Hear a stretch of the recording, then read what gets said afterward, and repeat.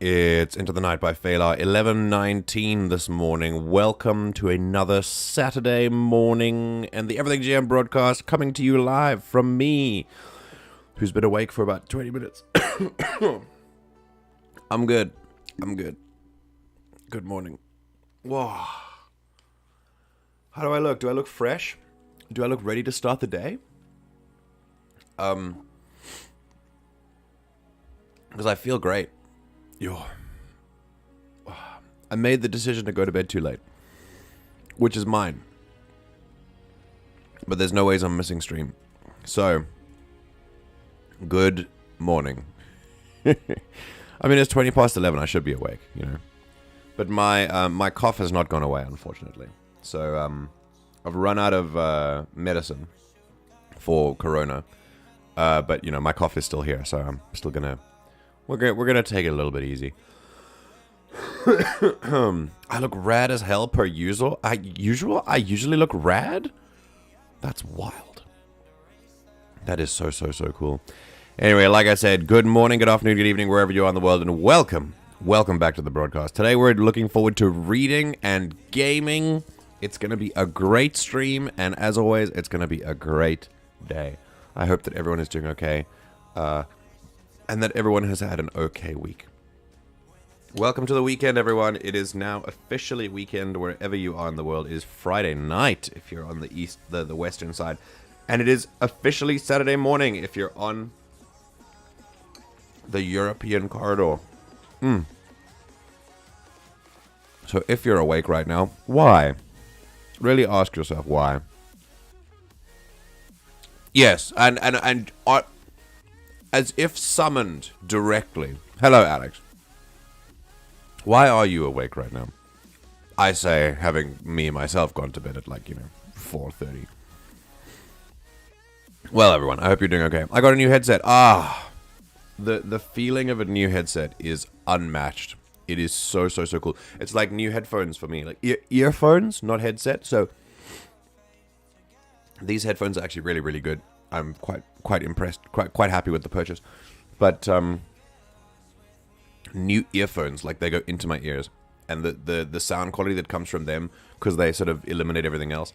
I don't know why I prefer them when it comes to walking and listening to music. I prefer them to like headphones, but obviously when I game and stuff, I prefer this. So yeah, and good earphones are just, they're fantastic. But whenever you put in like a new headset or new headphones or whatever, it's like HD audio all of a sudden for a long time. It's really cool. And of course, Alphax and his friend are still hatching 2 wolves from eggs. We love it. We love to see it. I really should get to bed. I got distracted watching the Wakanda Forever behind the scenes docuseries. Behind the Heens. I love Behind the Heens. You should, I mean, look, that's a pretty good reason to stay up. I'm gonna be honest. And I'm also a pretty good reason to stay up. So, you know, it's good that you're here. But also, maybe go to bed if you want to. Yeah, I can't listen to noise-cancelling music when I'm out in the world. Why not? It's great. Dude, who cares about the people you have to look after and the things you have to do? Just shut off the world and listen, you know? Get hit by a car. It's fine.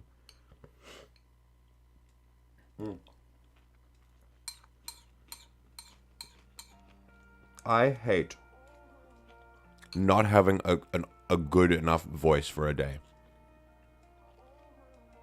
It can ruin my whole day's vibe if I wake up with like a sore throat or like what I'm doing right now. It is so irritating.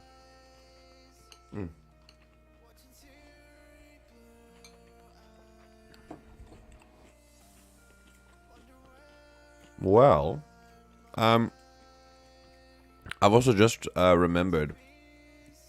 I remember this morning, I was actually informed this morning, because I wouldn't have remembered, that daylight savings has happened for many of you. Which means that, I think for most of you who regularly come in and check out the stream, we will be starting an hour later. Officially, because of the time zones in my schedule, the universal coordinated time will not change because that doesn't do daylight savings. But if you live in England, you will do daylight savings, and we will start like an hour before, an hour afterwards. So it wouldn't be 1 p.m. anymore. I think it would be 2 p.m. for British people. And for American Canadian people, or if anyone's tuning in from South America who does daylight savings, then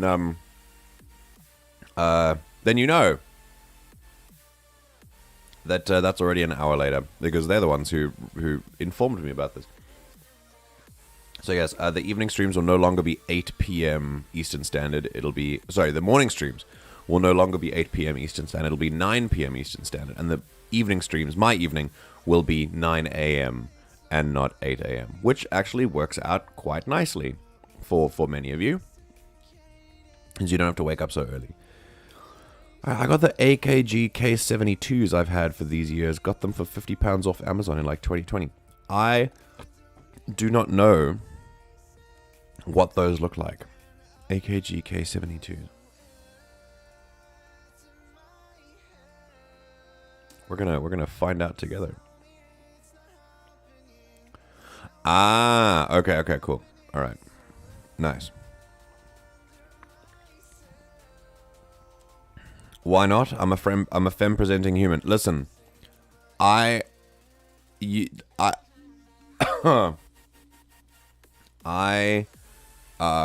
totally did not forget about that at all. And was not speaking from a place of privilege. Country privilege too, by the way. That was definitely not what I was doing. I was in fact ignoring all of that and saying that, of course, privilege does not exist, and you should just be able to do it anyway, and there should be no problems at all. I was not. That was definitely not what I was doing. I did it all on purpose. It's a tactic. I've been up for half an hour, taters. Forgive me. I think I'm also used to living in Korea now, because in South Africa I would have never done that, even as a man. Definitely too dangerous, and it doesn't matter what time of day as well.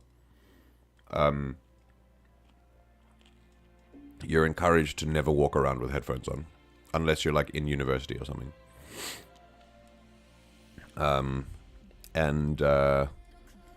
Yeah, and that was like no matter who you were. Obviously, especially bad for women and female presenting people. But yeah, in Korea though, it also again doesn't matter who you are. If it's during the day, you can wear whatever you want, and like, you can have headphones in too.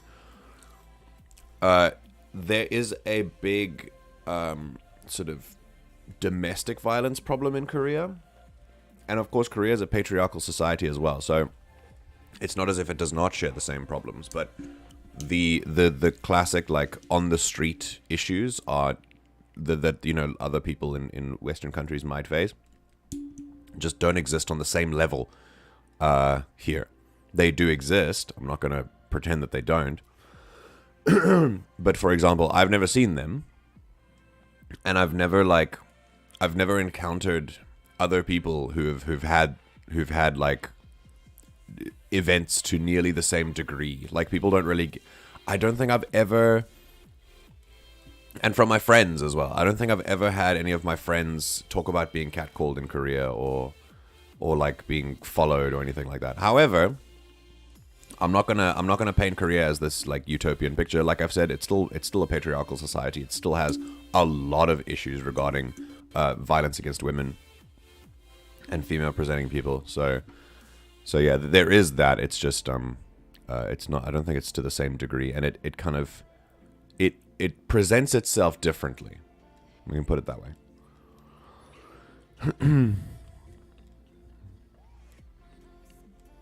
I hate the sound of outside. I need headphones when I'm out and about sometimes. Yeah. Well, absolutely. For like overstimulation reasons, then sometimes that can help as well.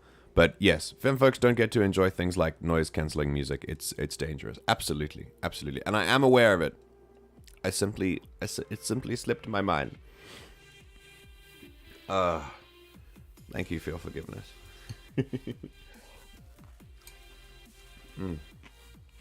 All right.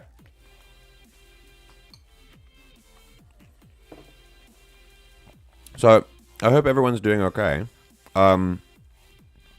I just got told by Alex that your daylight savings actually changes on the 26th. Okay. Well, most of the time, I'd rather have Ludwig or Murray Gold blaring down my ears than cars and motorbikes and wind. That's fair. Is it not dangerous for you outside? I don't actually know how you present in the world, so I'm not sure if it's like more dangerous or if you feel safe in your neighborhood or etc. etc. We are going to do some reading today, but I am going to finish my cereal, and it's very hot in here, so I think I might actually put the air conditioning on.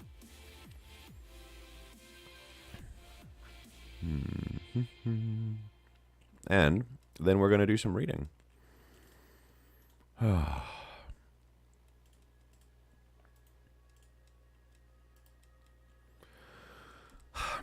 So tell me, are you guys ready to hear about Padme and Anakin's Erotica? Because I am. I've been waiting for this. It's been a while.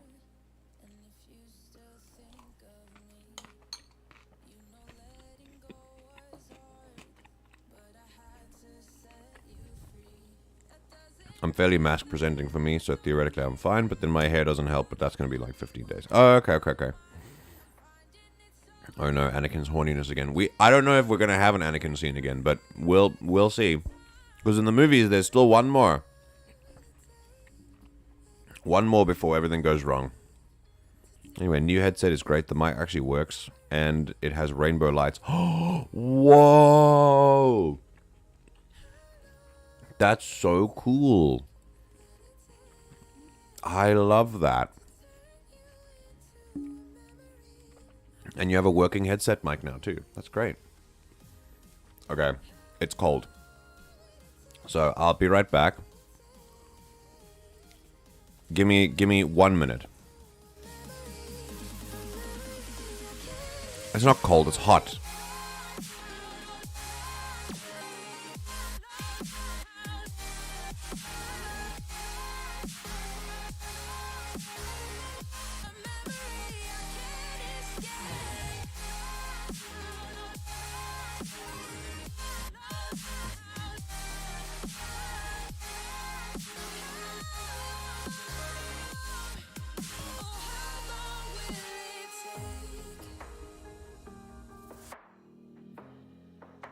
I wonder what you've done from the moment that you left. And now all your things are gone, except this picture that I kept. The walls are breaking all around me. Is it too late to change your mind? Did you find it hard to forget me? 'Cause they all said it would take some time. How long will it take? Will it take to turn you into a memory I can't escape? How long? Currently base building an arc and it sucks. We're back, by the way. Welcome back. Oh, I hate it. I might not stream for the full length today. We'll see. We'll see. Currently base building an arc and it sucks. Why? Especially since I was talking with my friend and my headset died. Why? What is the why does it suck? Is it because things still don't lock correctly, even after years of potential patches and development that could have come out to fix it?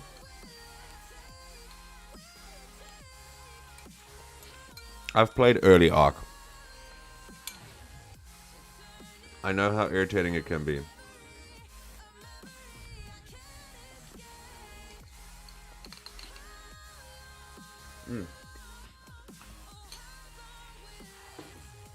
Almost done. Talk amongst yourselves. Entertain yourselves. I could have built a game that worked on release. No, that's too much. That's asking too much. You can't expect that. Can't expect working games. The year of our Lord, 2023. You can never expect a game to work on launch. That's just not how it works.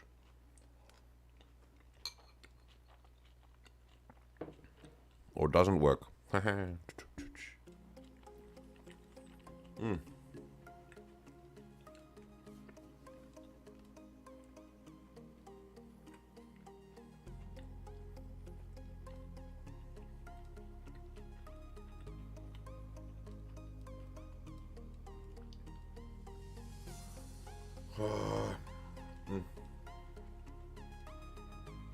The sun is actually out,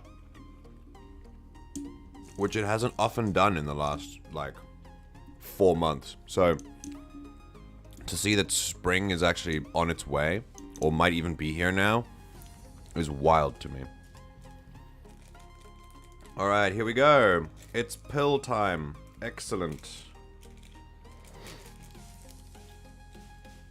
Please fix me, pills.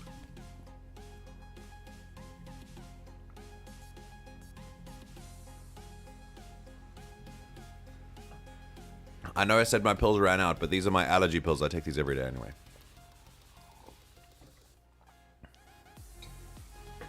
Alright. Let's do some reading, shall we? You expect them to know how to do their jobs? I expected too much. I really did. You know, I was watching the Wakanda Forever score BTS. I found myself asking when Ludwig slept. In the morning he was working on the score, in the evening on the songs. Like, my dude, sleep. No, but like, morning and evening is when you should be awake. And then you go to sleep at nighttime. He said in the London episode he would be doing like 9 to 4 a.m. What? Okay, never mind. 9 a.m. to 4 a.m. What? Alex, you're the same way. That's true.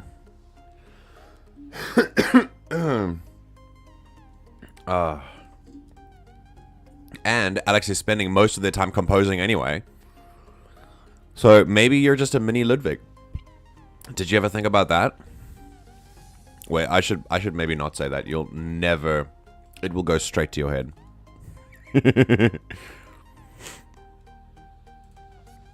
Alright, we're gonna go in and do some... we're gonna do some fantasy music so that we can have something to...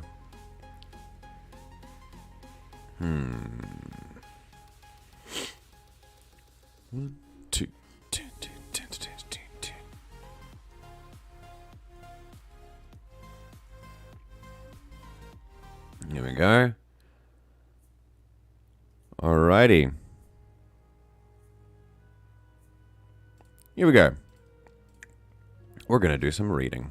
Oh, that's a black screen. There we go. We are going to do some reading. Today, we haven't done a lot of reading for Star Wars Novelisation. Let's see. We're now about halfway through. Let's see if we can actually get through this, you know? I'm going to put myself on that side. I do like 2 p.m. to 4 a.m. days. Ah, right. Okay. So you go until 4 a.m., but then you don't wake up early. Yeah, that'll go straight to my head if you say that again. My ego is already uncomfortably large for some godforsaken reason. Alright. Maybe I should I be an ego checker? Should I keep it in check? Because I can start being savage if you like. Oh, goodness. Alright, everyone. Let's do this.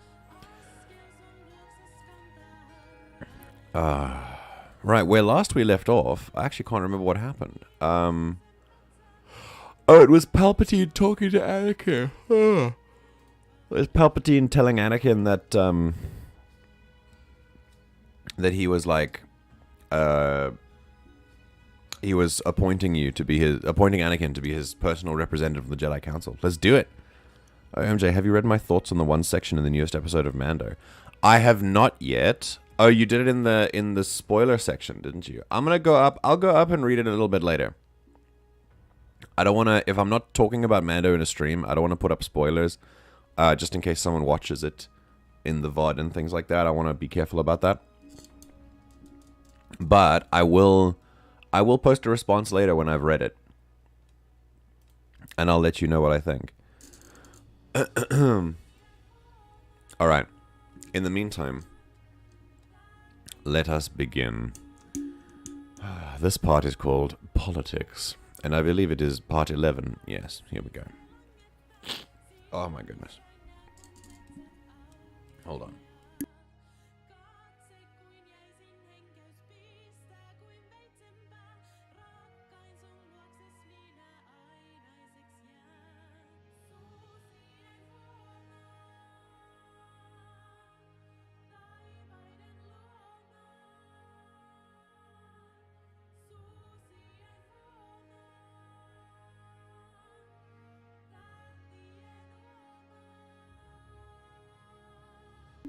Oh, that was not fun. Right. Let's do this. I didn't expect to talk about it. I just wanted to see if you've read it yet. Oh, yeah, no. I haven't read it yet. But I will. So, here we go. I don't know where this is going to be. Is this going to be the... this is going to be the Jedi Council. Okay, here we go. Orbital mirrors rotated, resolving the faint light of Coruscant's sun to erase the stars. Fire ships cross-hatched the sky with contrails of chemical air scrubber, bleaching away the last reminders of the fires of days past. Chill remnants of night slid down the high council tower of the Jedi Temple, and within the cloistered chamber itself, Obi-Wan was still trying to talk them out of it. Oh, they want to make him a spy. Yes, of course I trust him, he said patiently. We can always trust Anakin to do what he thinks is right, but we can't trust him to do what he's told. He can't be made to simply obey. Believe me, I've been trying for many years. Conflicting currents of energy swirled and clashed in the council chamber. Excuse me. Traditionally, decisions of the council were reached by quiet, mutual contemplation of the flow of the Force, until all the council was of a single mind on the matter. But Obi-Wan knew of this tradition only by reputation, from tales in the archives and stories told by masters whose tenure on the council predated the return of the Sith. In the all too short years since Obi-Wan's own elevation, argument in this chamber was more the rule than the exception. Mostly because of the Force being clouded at this time period. They can't actually find Force consensus either, because whenever they meditate, things get really dark and cloudy. Which I think is something that we need to understand quite a lot. It does explain a lot of what the Jedi are not capable of doing in this time period, that they would be able to do. Things that they should be able to sense. They just cannot, because the dark side of the Force is out of balance, and that hurts all of them. And I think that's something that we don't appreciate as much as being a heavy factor. We forget that they are literally, they are broken right now. The Force is broken. And so they can't use it as powerfully as they used to be able to. All caused by Palpatine and his master. An unintentional... Can I do Yoda with a voice like this? It's either made for a voice like this, or it's going to go very badly. An unintentional opportunity the Chancellor has given us. It's all right, Yoda said gravely. A window he has opened into the operations of his office. Fools we would be to close our eyes. Then we should use someone else's eyes, Obi-Wan said. Forgive me, Master Yoda, but you just don't know him the way I do. None of you do. He is fiercely loyal, and there's not a gram of deception in him. You've all seen it. It's one of the arguments that some of you here in this room have used against elevating him to Master. He lacks true Jedi reserve. That's what you've said. And by that we all mean he wears his emotions like a holonet banner.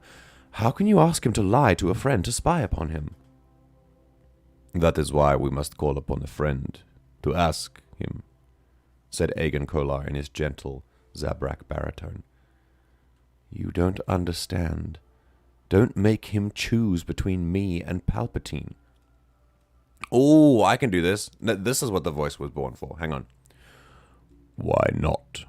Asked the hollow presence of Plo Koon from the Bridge of Courageous, where he directed the Republic Navy strike force against the Separatist choke point in the Uelander system. Do you fear he would lose such a contest? You don't know how much Palpatine's friendship has meant to him over the years. You're asking him to use that friendship as a weapon, to stab his friend in the back. Don't you understand what this will cost him, even if Palpatine's entirely innocent? Especially if he's innocent. The music is distracting. Their relationship will never be the same. And that, Mace Windu said, may be the best argument in favor of this plan. I've told y'all what I've seen of this energy between Skywalker and the Supreme Chancellor. Anything that might distance young Skywalker from the Palpatine's influence is worth the attempt. Obi-Wan didn't need to reach into the Force to know that he would lose this argument. He inclined his head. I will, of course, abide by the ruling of this council. Doubt of that, none of us has. Yoda turned his green gaze on the other councillors. But if to be done, this is. Decide we must how best to use him. The hollow presence of Ki-Adi-Mundi flickered in and out of focus as the Syrian master leaned forward, folding his hands. I, too, have reservations on this matter, but it seems that in these desperate times only desperate plans have hope of success. We have seen that young Skywalker has the power to battle a Sith Lord alone, if need be. He has proven that with Dooku. If he is indeed the chosen one, we must keep him in play against the Sith. Keep him in a position to fulfill his destiny. And even if the prophecy has been misread, Aegon Kolar added, Anakin is the one Jedi we can best hope would survive an encounter with the Sith Lord. So let us also use him to help set our trap. In council, let us emphasize that we are intensifying our search for Grievous. Anakin will certainly report this to the Chancellor's office. Perhaps, as you say, that would draw Sidious into action. It may not be enough, Mace Windu said. Let us take this one step farther. We should appear short-handed and weak, giving Sidious an opening to make a move he thinks will go unobserved. I'm thinking that perhaps we should let the Chancellor's office know that Yoda and I have both been forced to take the field. Too risky, that is, Yoda said, and too convenient. One of us only should go. Then it should be you, Master Yoda, Aegon Kolar said. It is your sensitivity to the broader currents of the Force that the Sith Lord has most reason to fear. Obi-Wan felt the ripple of agreement flow through the chamber, and Yoda nodded solemnly. This is so sneaky. This puts so much context into the decision behind what they did in the movie. Why on earth would Yoda leave the temple when he's most powerful there? Because they're doing it on purpose. They're trying to draw out the Sith Lord. That is so interesting and so wrong. Because the reason that Sidious is able to do these things is because Yoda's gone. Can you imagine if Anakin wanted to, Order 66, the Jedi Temple, and Yoda was just waiting there being like, what's up? That wouldn't go the way that Anakin thinks, I don't think that Anakin could hold his own against Yoda. I think it would be a good fight, but I think Yoda would win. And that is a fatal mistake for the Jedi. In the movie, in canon, remember this is not a canon novel. In canon, we know that it's Ki-Adi-Mundi that genuinely believes Yoda should be there, and that decision is a terrible decision. Terrible. But now, in the book, we learn that actually the whole Jedi Council made this decision first, and said that Yoda should actually leave so that the Sith Lord can be drawn out. And it's awful. Absolutely awful. They underestimated the Sith. They underestimated the power of Sidious and his influence here. Here we go. The Separatist attack on Kashyyyk, a compelling excuse we'll make. And good relations with the Wookiees I have. Destroy the droid armies I can, and still be available to Coruscant, should Sidious take our bait. Wrong. Wrong. Wrong. You won't be there in time. Agreed. Mace Windu looked around the half-empty council chamber with a deepening frown. And one last touch. Let's let the Chancellor know, through Anakin, that our most cunning and insightful master, and our most tenacious, is to lead the hunt for Grievous. He knows this already. He literally told Grievous that Obi-Wan is about to head out. So I think this, we've read a scene before that described Sidious in this exact position, one step ahead of the Jedi Council. So he knows what they're going to do. And I think that's really, really important here, to know that the Jedi are making decisions that Sidious already knows about. Like, he sensed that they're going to make this decision. He knows them so well. And he's done such a good job of manipulating everything that they are playing into his hands. They're kind of doomed no matter what they do. So Sidious will need to act, and act fast, if the war is to be maintained. Plo Koon nodded approvingly. Yoda nodded judiciously. Agreed. Aegon Kolar assented as well, and Ki-Adi-Mundi. This sounds like a good plan, Obi-Wan said. But what master do you have in mind? For a moment no one spoke, as though astonished he would ask such a question. But only after a few seconds, in which Obi-Wan looked from the faces of one master to the next, puzzled by the expressions of gentle amusement each and every one of them wore, did it finally register that all of them were looking at him. And then we learn about Bail Organa. Okay, so this is an interesting scene. First of all, it's really interesting that they say we have to send our most cunning and insightful and tenacious master. And Obi-Wan doesn't think he's any of these things. And that ties into how we've described him in the beginning. He is described as someone who really doesn't want any of this. He just wants to sit and meditate and, like, you know, understand the Force, right? He just wants to do the will of the Force.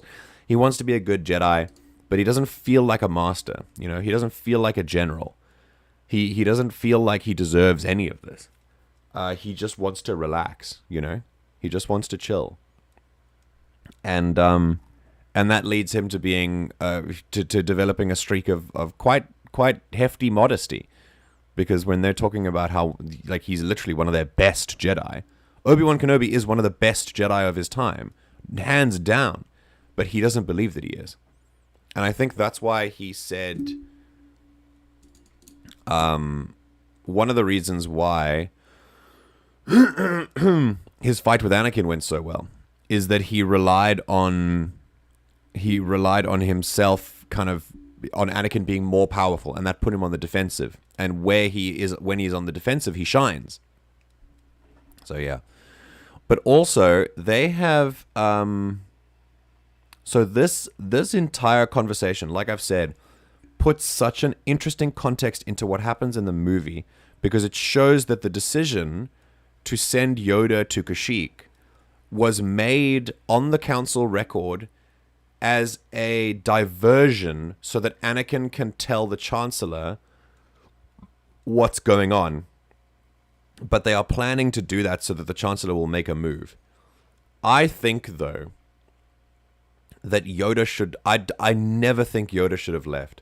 I think Yoda should never have left, especially not at this time. They felt the dark side of the Force making a move. Why did Yoda leave their main base of influence? Even if it was to draw the Sith out. If the Sith is going to be drawn out, they need him. He is literally one of the only things that stands in the way of the Sith succeeding. They need him. And so I still think, even though this gives very good context to what the Jedi decide, and that they did this as a scheme, they are still making a fatal mistake by sending Yoda away from the Jedi Temple. It puts them at a huge disadvantage, one that Sidious already knew would happen, because he's already 2 steps ahead of them in this game, and one that he exploited very, very quickly.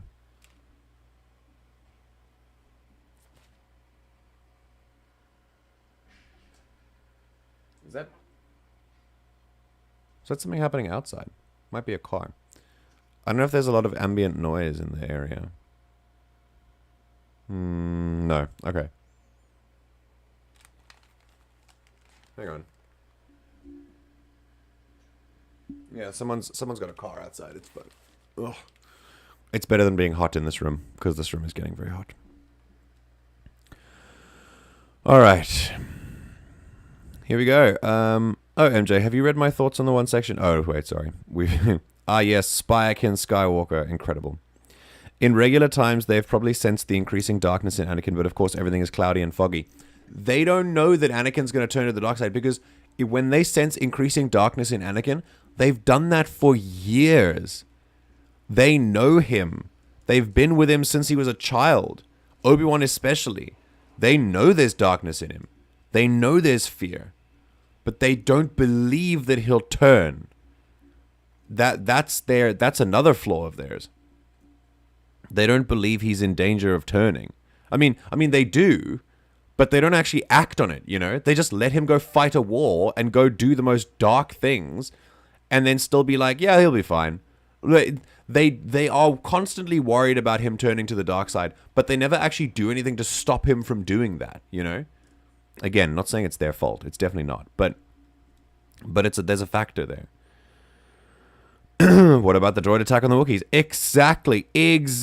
This puts exactly a completely new perspective on that scene and on that meme. Because we think Ki-Adi-Mundi was just being a dumbass, but actually the entire Jedi Council was being dumbasses. Yeah, Anakin would be toast if Yoda was there. Yeah, I just imagine Anakin like, yeah, I'm gonna do this. I'm gonna kill everyone in the Jedi Temple. I'm gonna rock up with clones, and Yoda's like, sup? And I don't think it would work the same way. I think that might come from the fact he was promoted to Knight and Master fairly quickly after feeding Maul and the training Anakin to knighthood. Yes, no, absolutely. Obi-Wan has earned his position. He just doesn't believe that he's earned it. There is a lot of humility in him. And, ironically, it just makes him a better Jedi. Okay, so I'm thinking... Oh. And once again, there's so much... There's some interesting things here. Aegon Kolar says...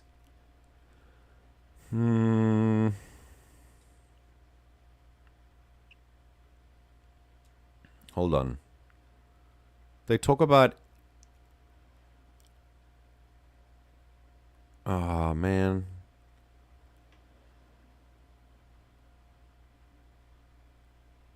Hold on.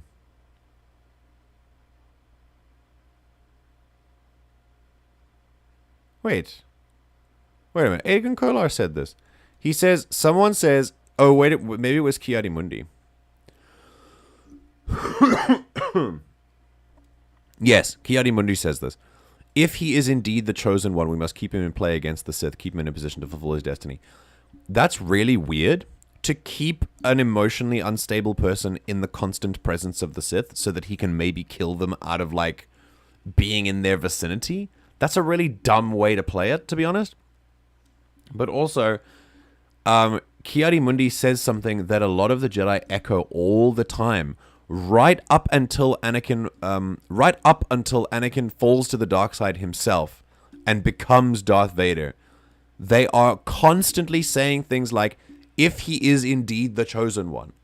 They are never sure. They have trained this boy from 9 years old all the way into adulthood to the time when he's 22, I think, when he turns. And right up until that age, they're like, well, you know, he could not be the chosen one. Like, you need to be a little bit more sure of it by now, you know? Maybe?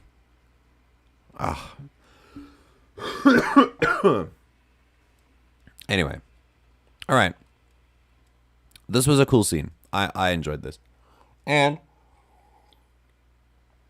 of course, with Obi-Wan going to Kashyyyk, everyone knows. They already know that Obi-Wan is going to Kashyyyk. The Sidious already knows. Most Jedi at Obi-Wan's age were still hardly knights, never mind on the council, so I don't blame him for being kind of modest about his abilities. He's the youngest person in that room. That is true. He is the youngest master, until, you know, Anakin comes along. But not the youngest master, the youngest Jedi Council member. But, I nearly forgot. Alright, here we go. Bail Organa stopped cold in the middle of the grand concourse that ringed the Senate's convocation chamber. The torrent of multi-species foot traffic. This streamed along the huge curving hall, broke around him like a river around a boulder. He stared up in disbelief at one of the huge hollow-projected proclamation boards. These had recently been installed above the concourse to keep the thousands of senators up to the moment on news of the war, and on the Chancellor's latest executive orders. His heart tripped, and he couldn't seem to make his eyes focus. He pushed his way through the press to a hard copy stand and punched a quick code. When he had the flimsies in his hands, they'd still said the same thing. He'd been expecting this day. Since yesterday, when the Senate had voted to give Palpatine control of the Jedi, he'd known it would come soon. He'd even started planning it. But that didn't make it any easier to bear. He found his way to a public comm booth and keyed a privacy code. The transparasteel booth went opaque as stone, and a moment later a hand-sized image shimmered into existence above the small hollow disk. A slender woman, in floor-length white, with short, neatly clipped auburn hair. Oh, it's Mon Mothma! And a clear, steadily intelligent gaze from her aquamarine eyes. Love her. Bail, she said.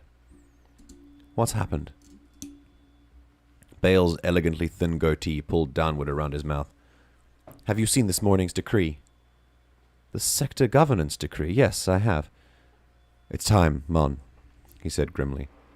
It's time to stop talking and start doing. We have to bring in the Senate.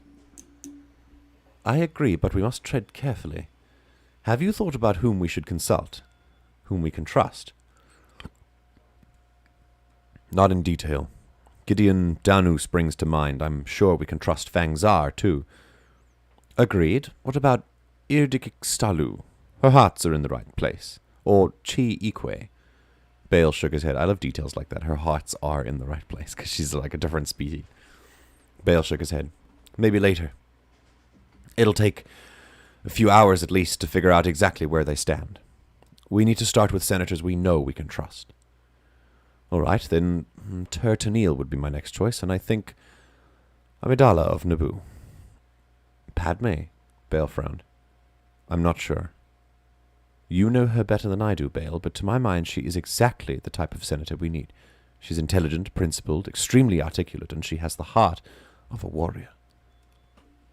She's also a long-time associate of Palpatine, he reminded her. He was her ambassador during her term as Queen of Naboo. How can you be sure? How sure can you be that she will stand with us and not with him? Senator Mon Mothma replied serenely. There's only one way to find out.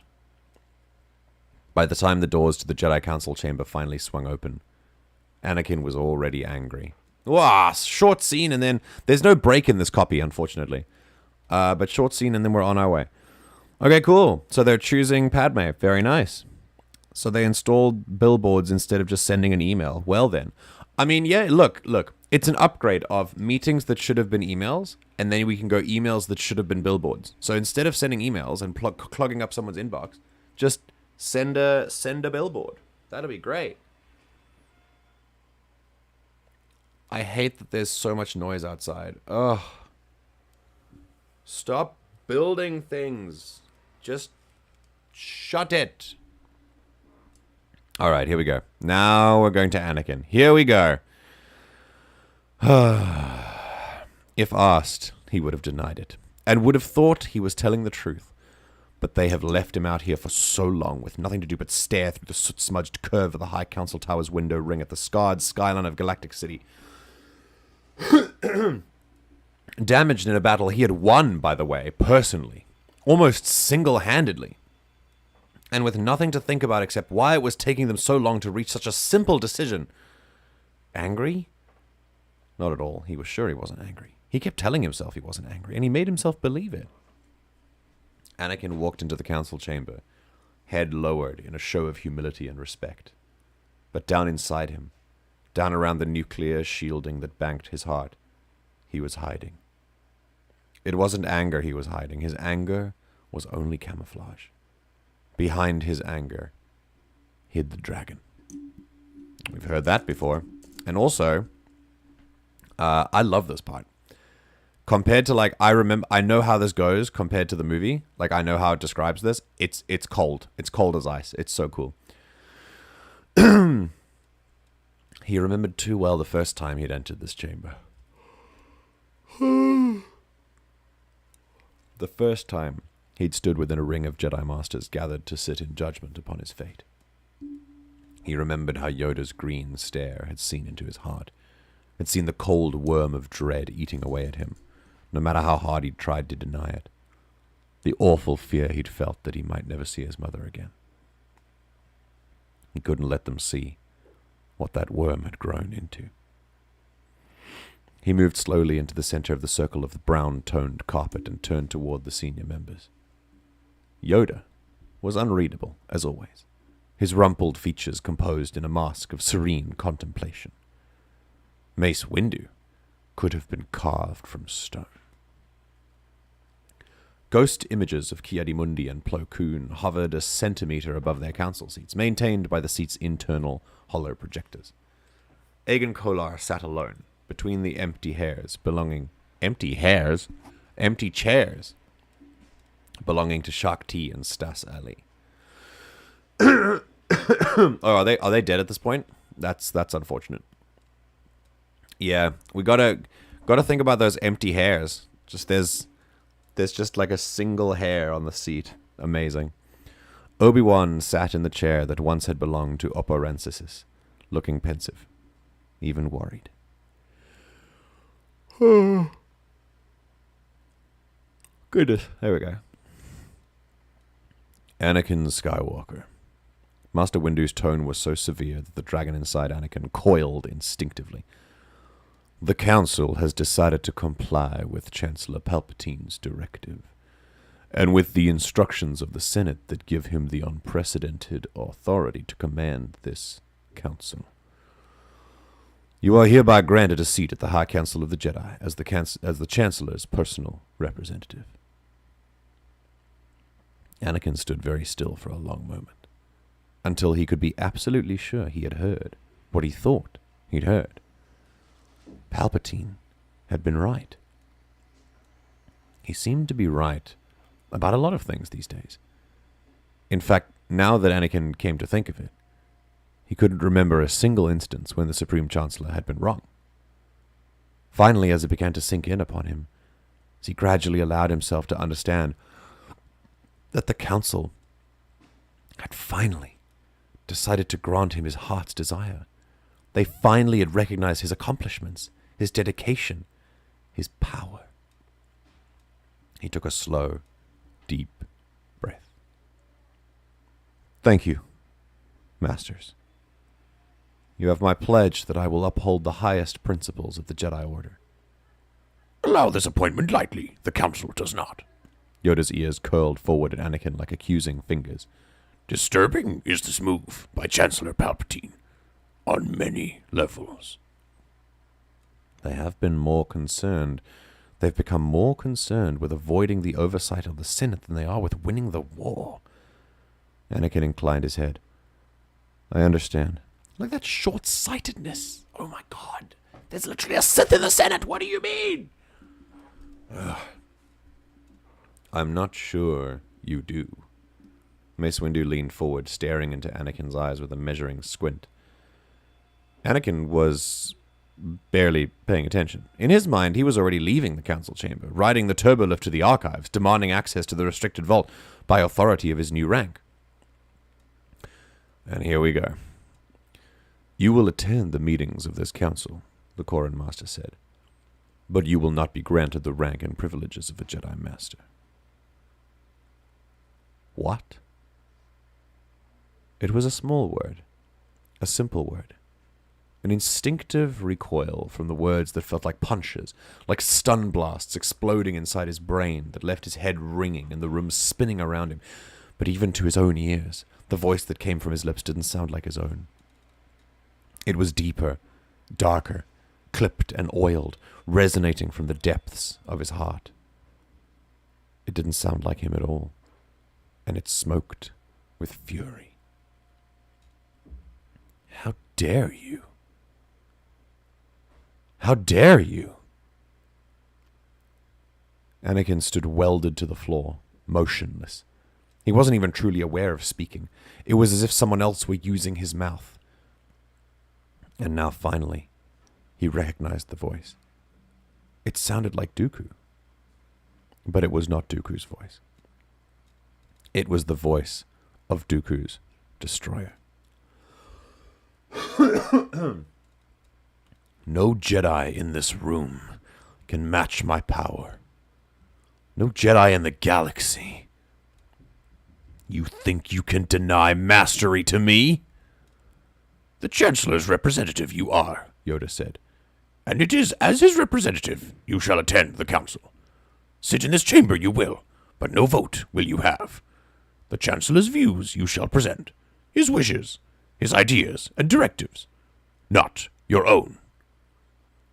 Up from the depths of his furnace heart came an answer so far transcending fury that it sounded cold as interstellar space. This is an insult to me and to the Chancellor. Do not imagine that it will be tolerated. Are you ready? Here we go. Mace Windu's eyes were as cold as the voice from Anakin's mouth. Take your seat, young Skywalker.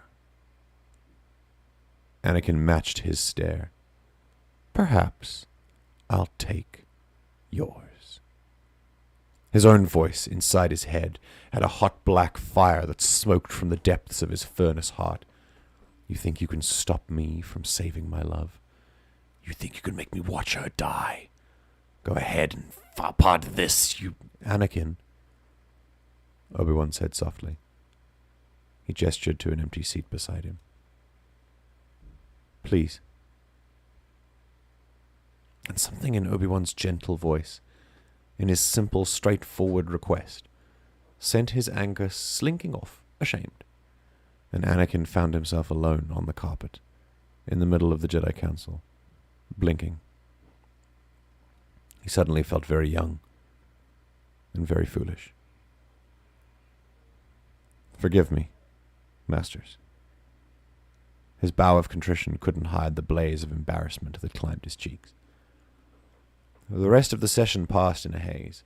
Ki-Adi-Mundi said something about no Republic world reporting any sign of Grievous.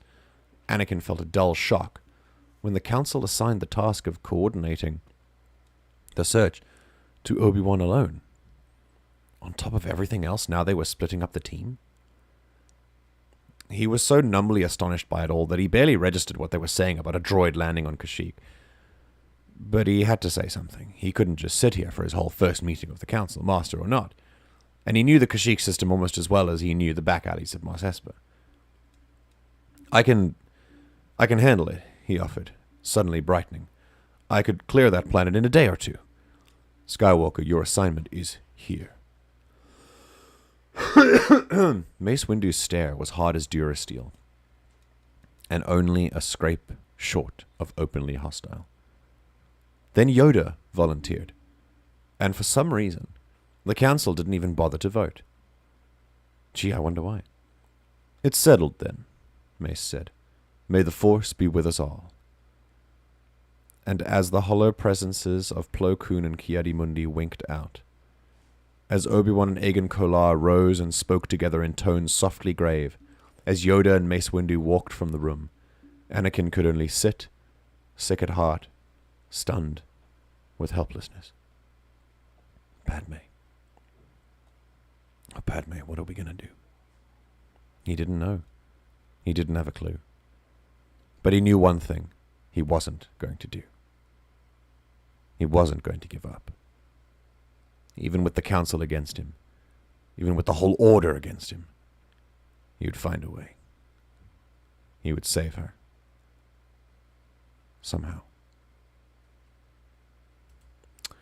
And I think that is where we will stop for today. Maybe?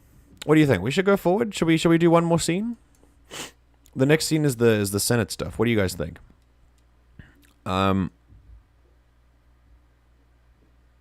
Stop upgrading your infrastructure. I'm trying to read a book. Yeah, exactly. If it's any consolation, we can't hear the outside sounds. Oh, really? Okay, that's good. That's good. It's shocking that they never even responded to his outburst. Like, the kid is seething, and they're like, this is NBD. Yes. No, absolutely. I wonder what reason there could possibly be for them not bothering to vote. I'm enjoying this. Oh, cool. Okay. You know what? I think we'll do one more, because we are halfway through. This book is taking a long time, and I do want to get through it. Let's do one more scene. I wonder what reason there could possibly be for them to not bothering to vote. Yes. Now, obviously, we know that they've already, like, given the vote, but Anakin is not, like, thinking about that. He's still way up in his feelings. Where's Anakin's horniness? How dare this chapter not be incredibly thirsty? I don't know. I mean, it's a Padme chapter now, and I'm fairly certain I would be not surprised if Anakin burst in there with just, yeah. Padme, I'm not a master. You've got to distract me. Please, help me. He's thirsty for the title of master. That's where the thirst was.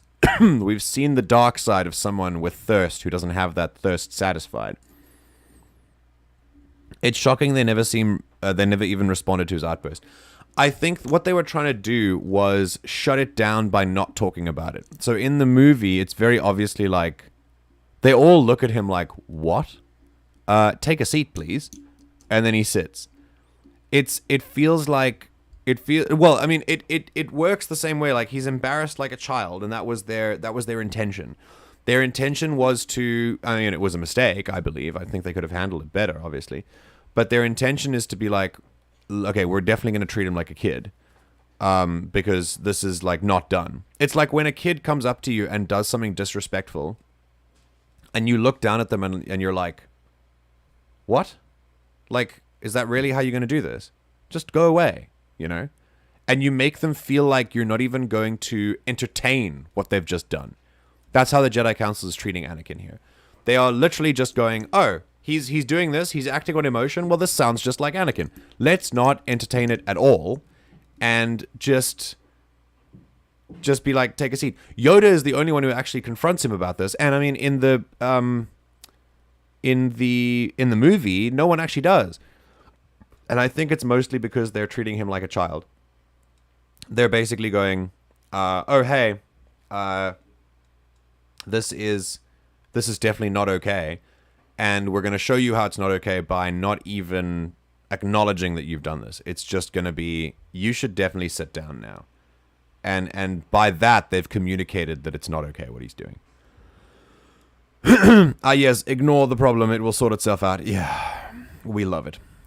Just the most horrific thoughts a man could ever have, and it's about his own wife. Like, my dude, calm yourself. Hey, I mean, listen, if you're thirsting for your wife, that's a pretty good person to thirst for, I'd say. Oh my goodness, Akil is here to ignore problems until they go away? That's perfect. Absolutely perfect timing. It really is. It really is good advice, though. You should definitely do that, because they will go away. If you do ignore them, they will go away. We know this. I love when my brother says something stupid. I give him a hard stare, and then he realizes he says a stupid thing and thinks about it. See, that doesn't... You see, this is the thing. Like, it's cool, but it doesn't really make... it doesn't really... It's not really the same level as what Anakin's doing here, right? And then, of course, we have, like, the coldest moment in this book, one of, when they're like, bro, you should take a seat. And Anakin just stares at Windu and goes, maybe I'll take yours. And I'm like, oh my god. And then, later, like, in the same paragraph, he says, Varpad this, which is wild. If you don't know what Varpad is, it's Mace Windu's, like, lightsaber style. In the Legends continuity, he created it himself. And it relies on becoming a conduit for the dark side of the Force. Not in the sense that you use it, but you let your inner peace be a way for the dark side to go through you and back into your opponent. So basically, the more dark side your opponent is, the more difficulty they have in fighting you, because you send their dark side energy back at them. You, like, let it pass through you and it goes back to them. It's a very, very interesting saber style. And it is why Mace Windu defeated Palpatine. Because Palpatine is like the ultimate dark side guy, so he had the ultimate challenge in fighting Mace Windu. And that is also why he lost to Mace Windu, but he was eventually, out of sheer desperation and, lack of long enough fingers, to defeat Yoda. Varpad this. My god, that's the corniest thing I've ever heard. Literally, I read that and just cringed, but we had to continue, so yeah. Anyway, Akil, how are you? Thank you for being here. It's so nice to see you. And we're going to keep going. We're going to learn about the Senate. So here we go. Oh my god, what are they doing out there?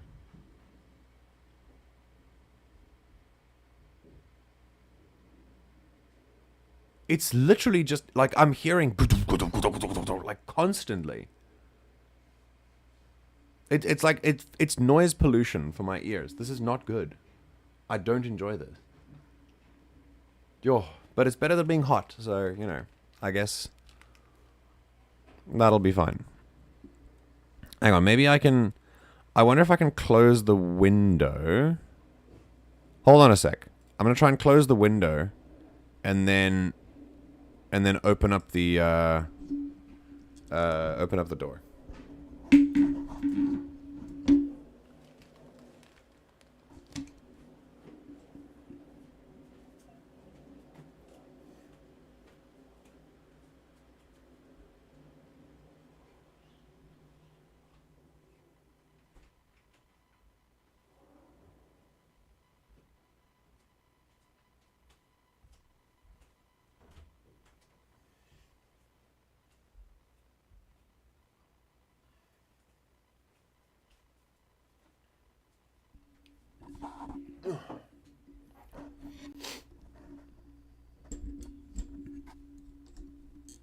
That's better.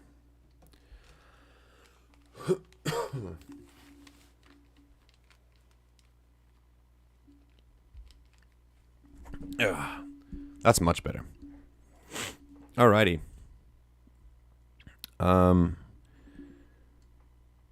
Incredibly ironic that he said Varpad this then. It's like he realizes he's dark. That's true, actually. They're dismantling a skyscraper one brick at a time. I just looked out the window. There's this giant truck outside, so it really feels like they're building. But anyway. I really like that part of the book where Mace Windu started Varpading all over them.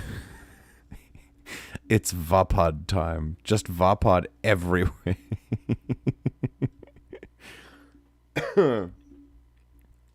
Some people pronounce it Vapad, which is fine. We've never heard it being said in canon, but when they say that, I just can't stop thinking of Mace Windu ripping fat clouds in the council chambers, where he's just like, "Take a seat, young Skywalker."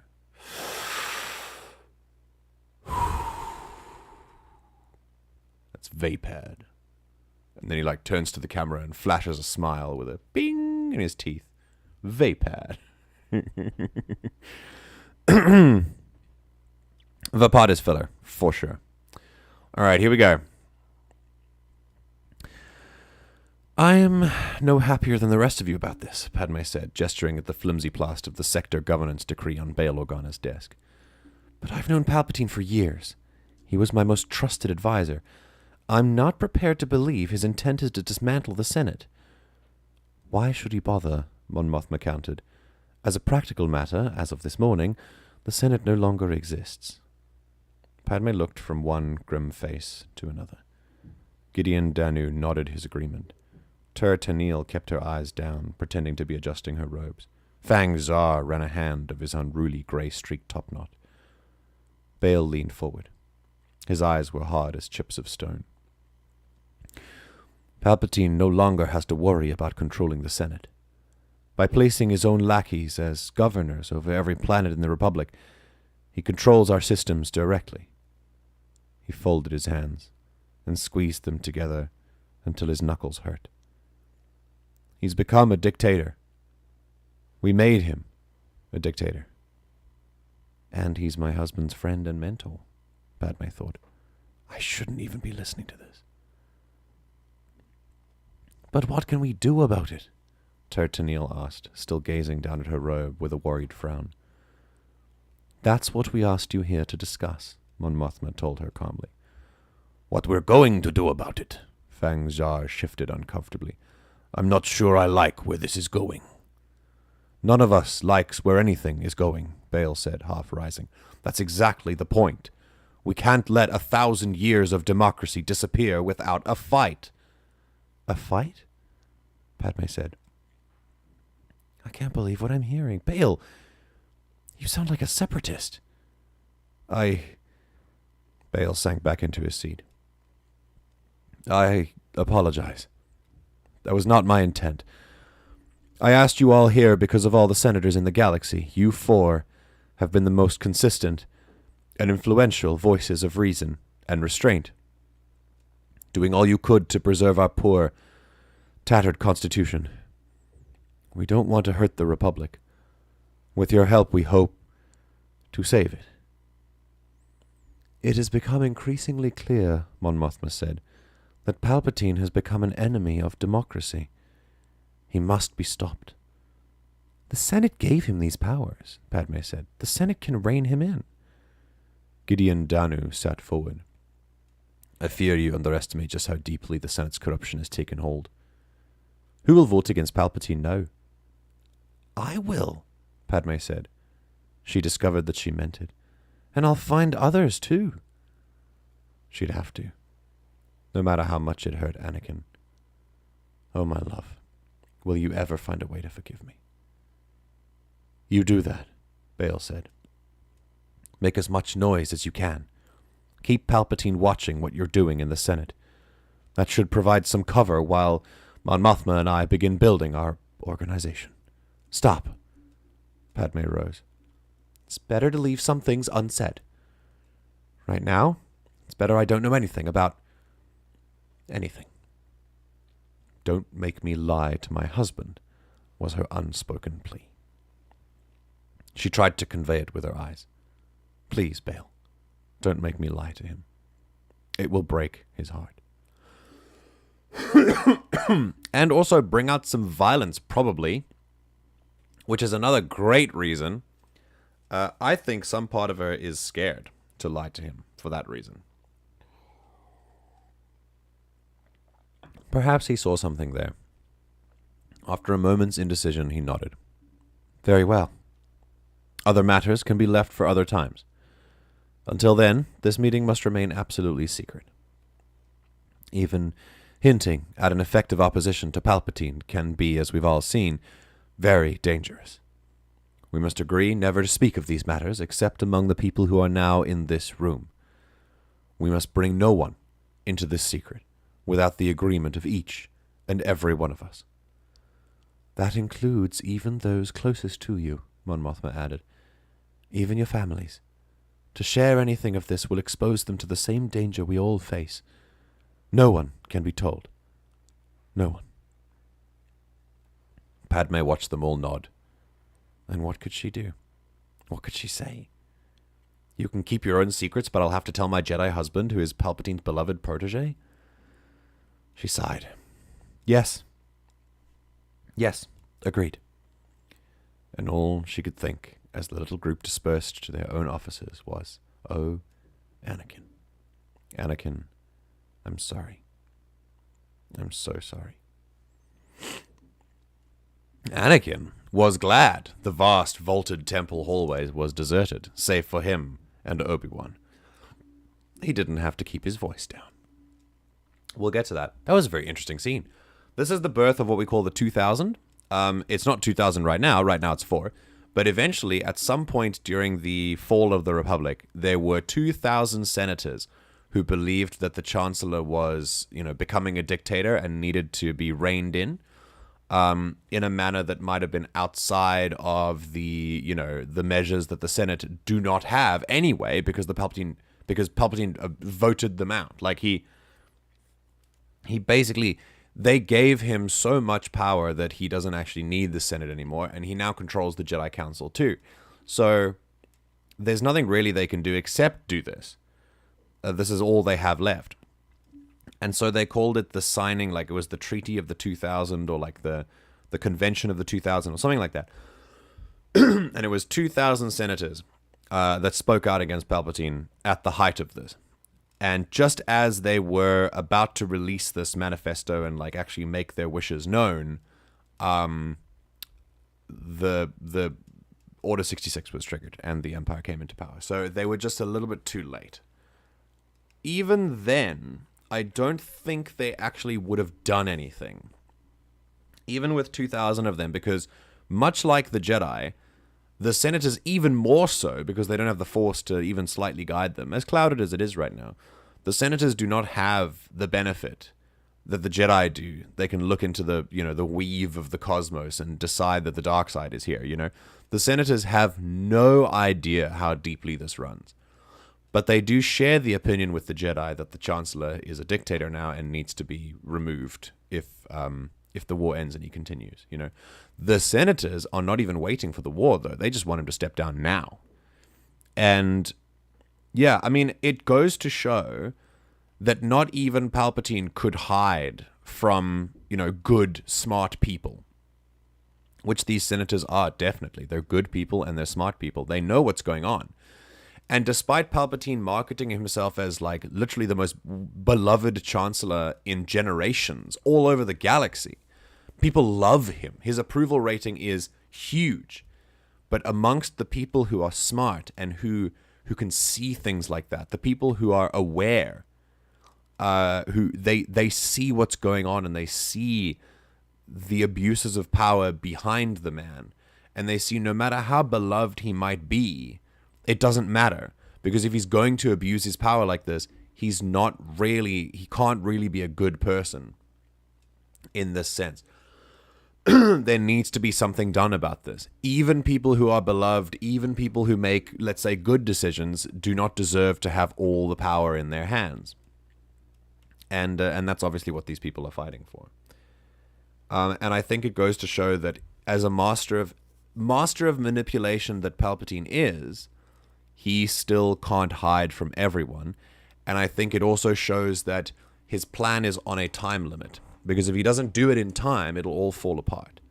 So I think he can also sense that it's time to implement things, So yeah.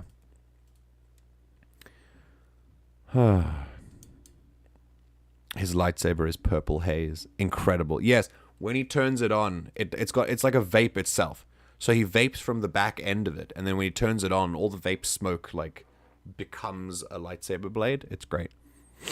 Anyone want to Photoshop Mace Windu ripping massive clouds? I need to see this. Jar Jar gave him these powers. Star Wars is Jar Jar's fault. Wait, what? Who? Okay, I want a gritty political thriller of the 2000. That sounds incredible. Sounds familiar. Yeah, but I can't imagine from where. But yes, the 2000 Senators is actually like, I think it was, I wonder, it was the 2000. Hang on. Star Wars, the Treaty of the 2000. I think it was the Petition of 2000. Yeah, it was a document drafted near the end of the Clone Wars by a group of senators and other political officials. The Delegation of 2000, that was it. And it was a petition that said since the war's end was nearing, he should give up emergency powers, which Anakin Skywalker realized would never happen under this chancellor. It was also specifically denounced the resurrected office of Moff, as it would make the Senate essentially powerless. Ah, yes, because what he was trying to do was he was trying to invent Moffs again, like reinvent the rank of Moff. And then, of course, when the Empire came in, it passed anyway. Very interesting. And the Delegation of 2000 was the group of loyalist committee senators and other political figures who created the Petition of 2000. And it was Padme, Fang Jar, Bail Organa, Mon Mothma, etc. Okay. Cool. God, suddenly I feel very ill at the moment, so just give me a second. You know when you get like a wave of sickness that hits you at various places? Just give me a moment. Don't know what it is. I suddenly feel like an upset stomach.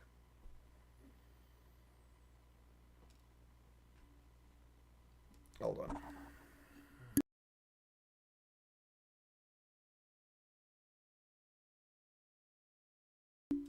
That doesn't feel very good. Yo. Okay, I think it's pausing. We're good.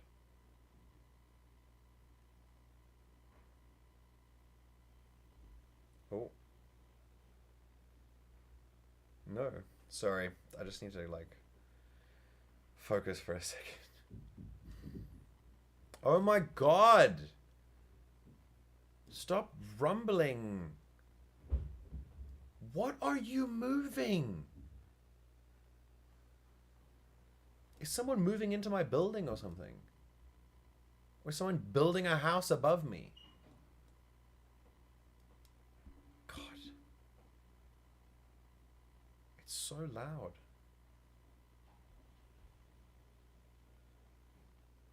Anyway. Okay, hold on.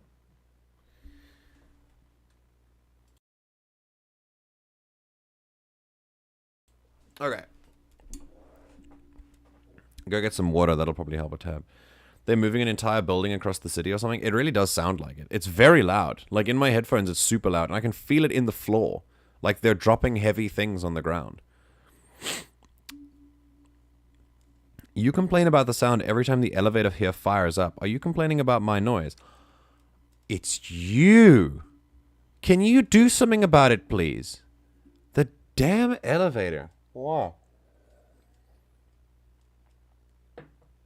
Okay, feeling better. Here we go. It's just like a wave of sickness. I don't know why. It's just something that happens. Anyway, here we go. Anakin on the warpath. This is outrageous. How can they do this? How can they not? Obi-Wan countered. It's your friendship with the Chancellor, the same friendship that got you a seat on the Council, that makes it impossible to grant you mastery. In the Council's eyes, that would be the same as giving a vote to Palpatine himself. He waved this off. He didn't have time for the Council's political maneuvering. Padme didn't have time. I didn't ask for this. I don't need this, so if I wasn't friends with Palpatine, I'd be a master already. Is that what you're saying? Obi-Wan looked pained. I don't know. I have the power of any 5 masters, any 10. You know it, and so do they. Power alone is no credit to you. Anakin flung an arm back toward the council tower. They're the ones who call me the Chosen One. Chosen for what? To be a dupe in some slimy political game? Obi-Wan winced as if he'd been stung. Didn't I warn you, Anakin? I told you of the tension between the Council and the Chancellor. I was very clear. Why didn't you listen? You walked right into it. Like that ray shield trap, Anakin snorted. Should I blame this on the dark side too? However it happened, Obi-Wan said, you are in a very delicate situation. What situation? Who cares about me? I'm no master. I'm just a kid, right? Is that what that's about? Is Master Windu turning everyone against me because until I came along he was the youngest Jedi ever named to the Council? No one cares about that. Sure they don't. Let me tell you something a smart old man said to me not so long ago. Age is no measure of wisdom. If it were, Yoda would be 20 times as wise as you are. This has nothing to do with Master Yoda. That's right. It has to do with me. It has to do with them all being against me. They always have been. Most of them didn't even want me to be a Jedi. And if they'd won out, where would they be right now? Who would have done the things I've done? Who would have saved Naboo? Who would have saved Kamino? Who would have killed Dooku and rescued the Chancellor? Who would have come for you and Alpha after Ventress? Yes, Anakin, yes, of course. No one questions your accomplishments. It's your relationship to Palpatine that is the problem. And it is a very serious problem. Oh, I'm too close to him? Maybe I am. Maybe I should alienate a man who's been nothing but kind and generous to me ever since I first came to this planet. Maybe I should reject the only man who gives me the respect I deserve. Anakin, stop. Listen to yourself.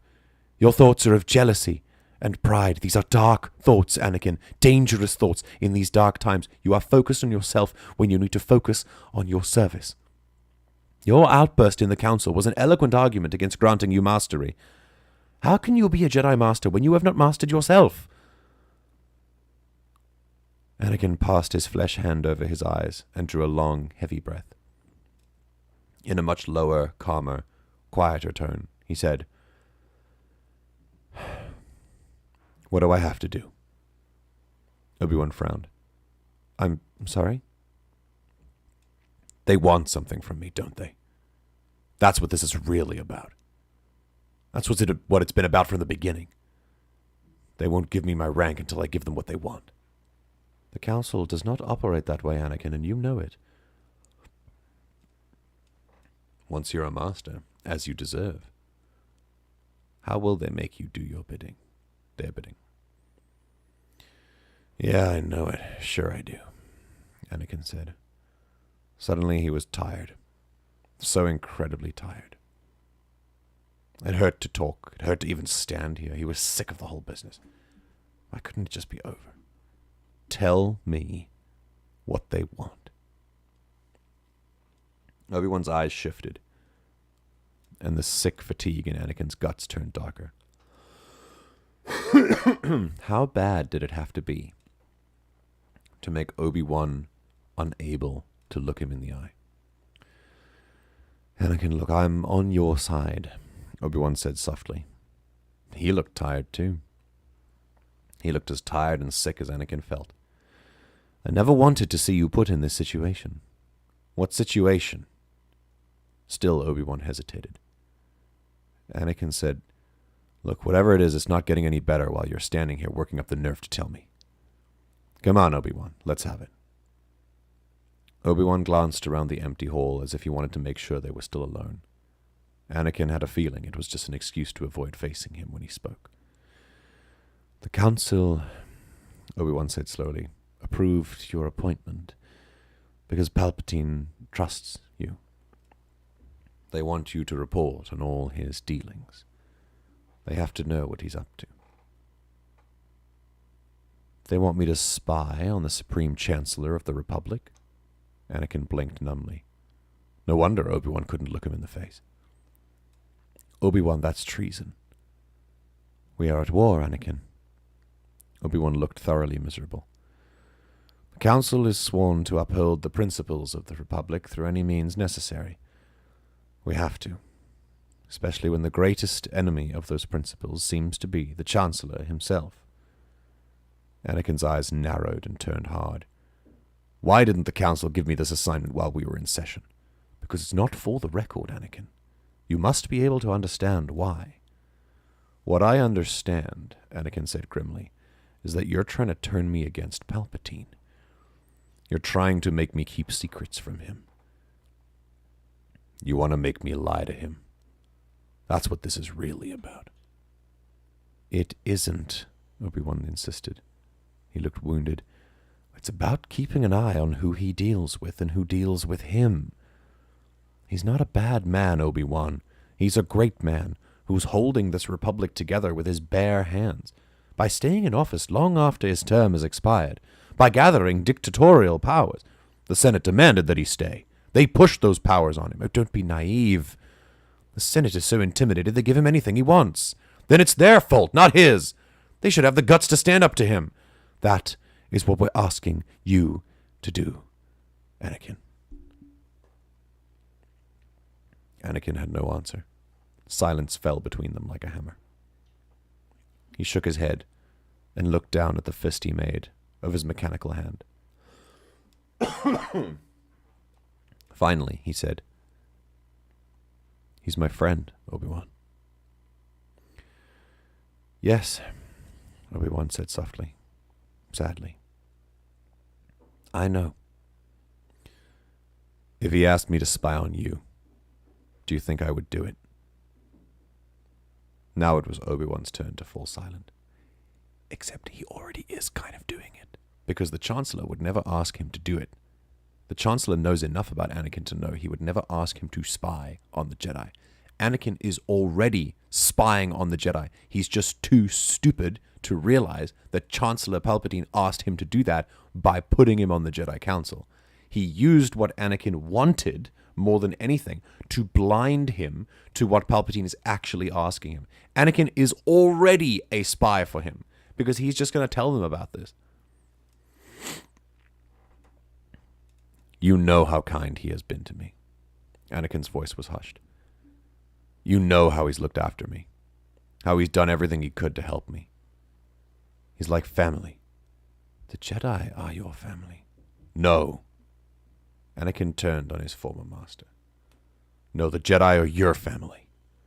The only one you've ever known. But I'm not like you. I had a mother who loved me. And a wife who loves me, he thought. Jesus, that's savage. And soon, a child who will love me too. Do you remember my mother? Do you remember what happened to her? Because you didn't let me go to save her, he finished silently. And the same will happen to Padme, and the same will happen to our child.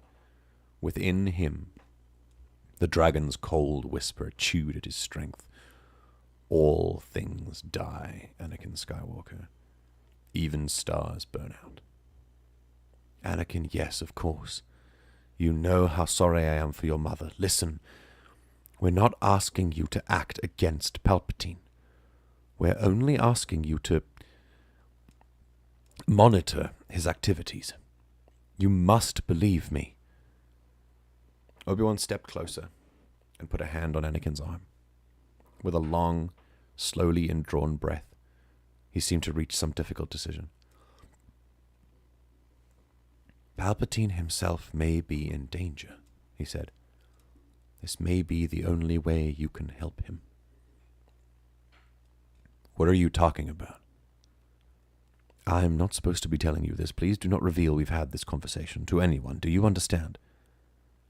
Anakin said, I can keep a secret.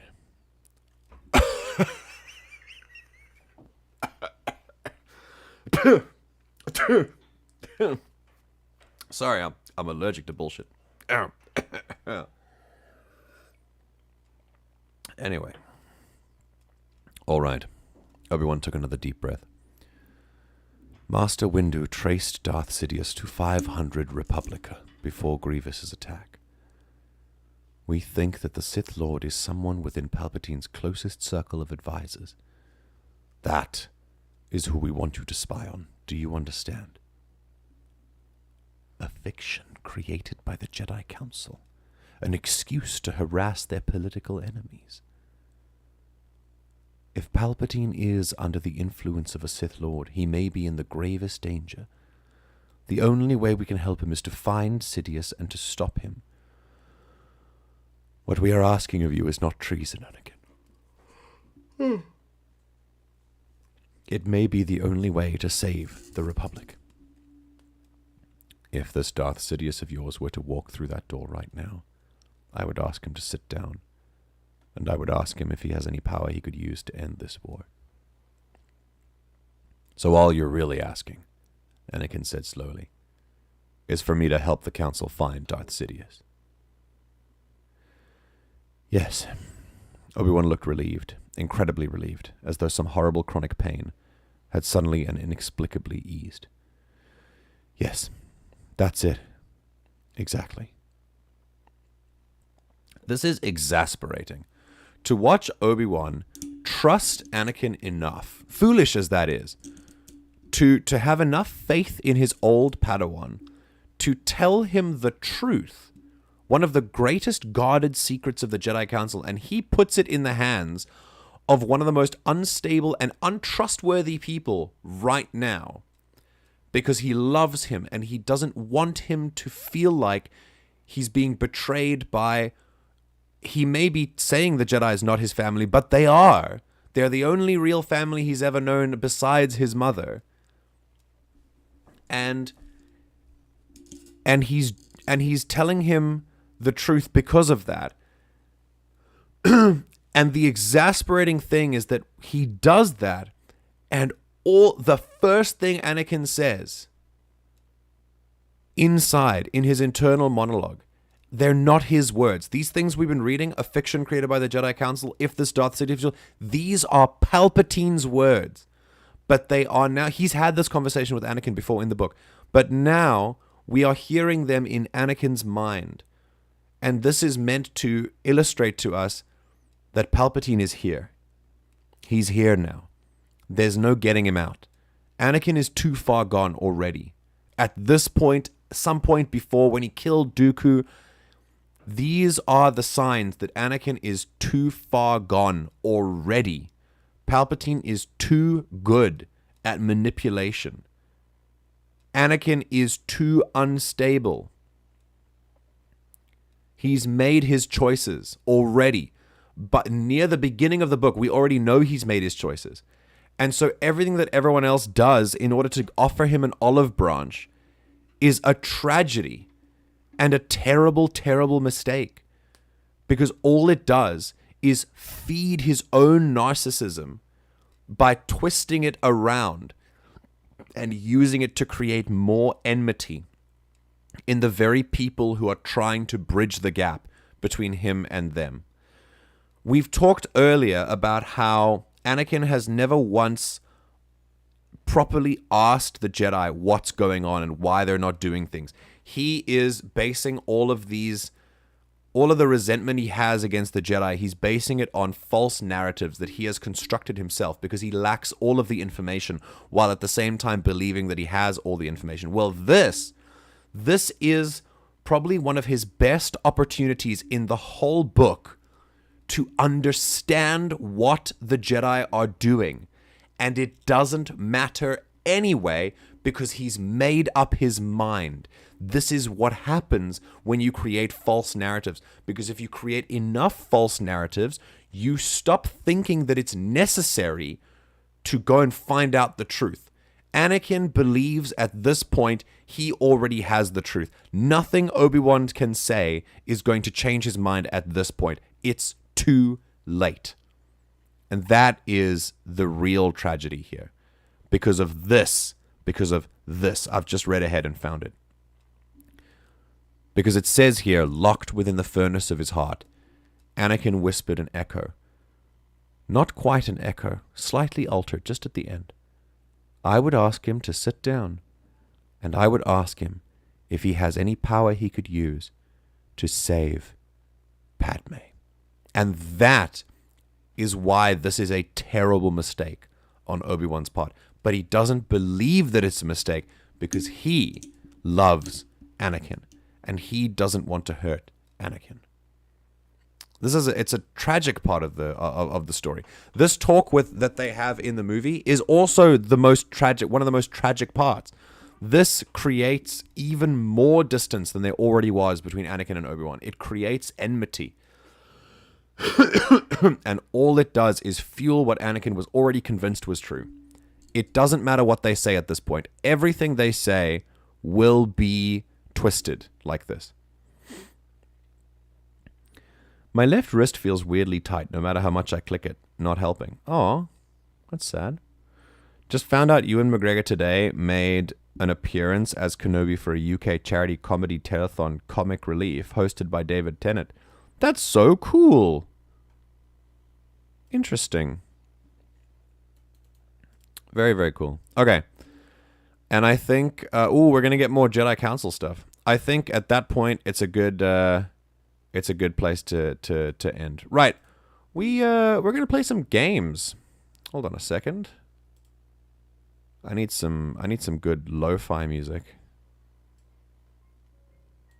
There we go. Oh, that's lovely. Right, we're going to play some Outer Worlds. Because this is actually a well-known song. Well, it was. It started as one.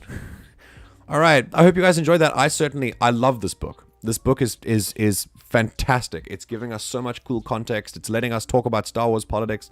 Yeah. Don't forget to read the fine print. From the song. Yes. We have that context now. Very cool. Oh man. All right, yeah. This book is incredible. I agree. 100%. Giving such a wonderful context to things that are happening. I love the headcanon that's creating in us for like things that happen behind the scenes that we don't get to see in the movie. I cannot wait for the action to kick off. I mean, obviously we've seen Dooku get killed and that's like action enough, but the way that battle was described got like a little long-winded and I lost interest in it. Not the Dooku battle, but like what came afterwards. Like I didn't really care about that. Except for describing Obi-Wan using the Force. That was fun. But I can't wait until we get like Mace Windu versus Palpatine and Anakin versus Obi-Wan. And Yoda versus Palpatine. Those are going to be so cool. And yeah, that's about it for the book. So thanks for watching until now. I hope you've had fun. And when we come back after the break, we will be we'll be coming back with some games. So get some water, stay hydrated. It is 12:54, and you are listening to Surprised by Smash. You all ready? Here we go. I'm currently listening to a novelization of a Doctor Who story from 2005, the first Dalek story, so I'm loving the expansion of the story it can't give in the 45-minute TV format. That's true. They've taken a side character whose only purpose is to show us how deadly the Dalek is and give him 30 years of backstory and a whole life. I love it. That's awesome. You enjoy that. And I will be right back.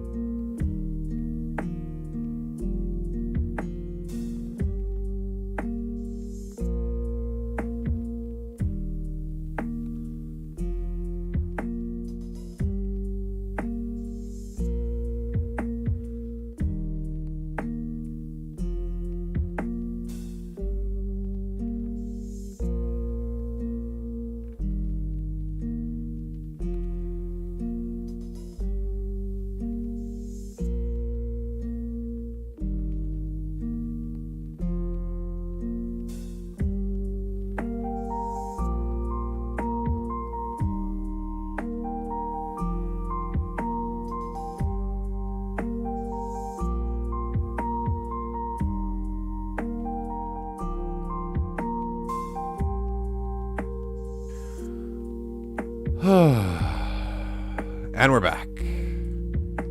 Welcome. It is 10 past 1 in the afternoon. This is Kids from Stranger Things, but the lo-fi version. And of course, we're not going to play that now. We're going to play some games. It is time for games. It is first time for me to pick the free game from Epic Games, which is nice. But yes, thank you everyone. Welcome back. Thank you for your patience. We are now here, and we are ready for gaming. And so that is what we will do. Where last we left off, I think, were we about to leave, were we about to leave thingy? Blah, blah, blah, blah.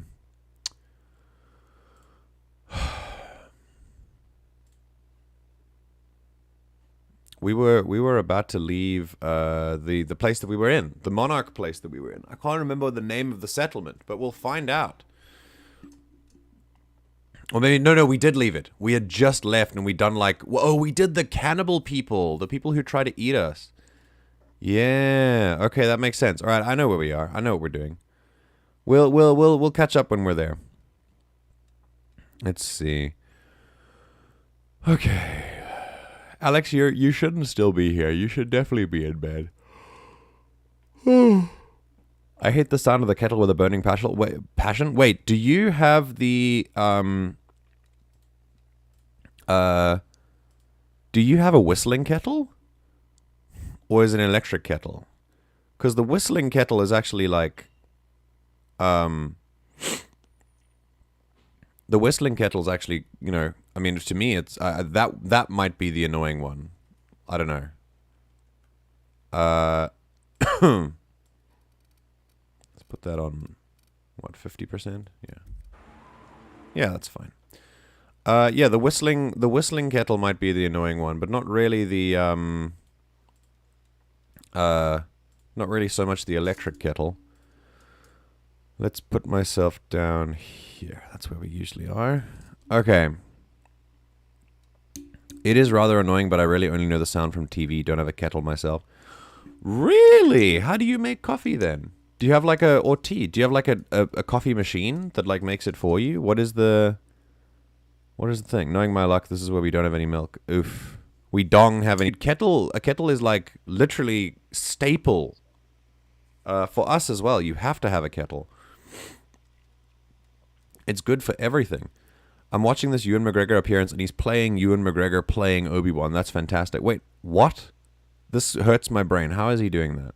That's an electric kettle, but it's just like white noise, but also bubbling and angry. Ah, it's one of those. Okay, yeah. Because you know, like, this is an electric kettle. Then hang on. I will now imitate an electric kettle. This is every electric kettle everywhere. My stream froze as you said my dong. What? Is it still frozen? Are we back? Are we still like are we still frozen? Can you try like reload the page? I still need to do an electric kettle impression. Oh no. Okay.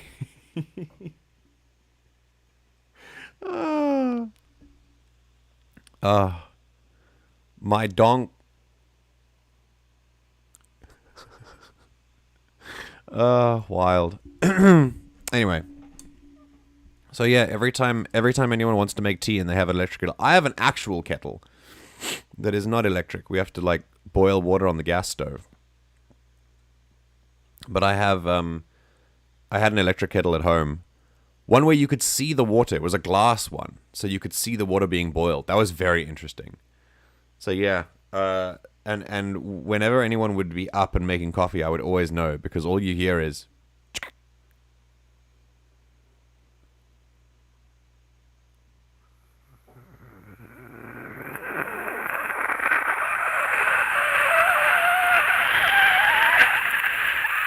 And then it just does that for like 5 minutes.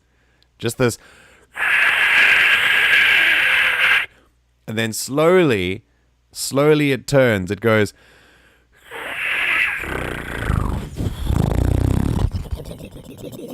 and then it like bubbles and stuff. I hope I've given at least one person in here trauma. Please let it be worth it. We just have a coffee maker with tea. We heat the water in whatever means. Oh, so you just like make it in a pot or something? Like you put it over the stove? Yeah, I have an actual kettle. It doesn't whistle, but it does. We have to put it over the stovetop and then light the fire underneath it. Definitely traumatized now. Good, excellent. I'm glad we've had this. Right, let's play some games. All right, so to catch us up, we were about to kill some raptidons. All right, so Radio Free Monarch. We have to speak with the information broker. The information breaker. Hold on. Why am I... Oh, I'm here. There we go.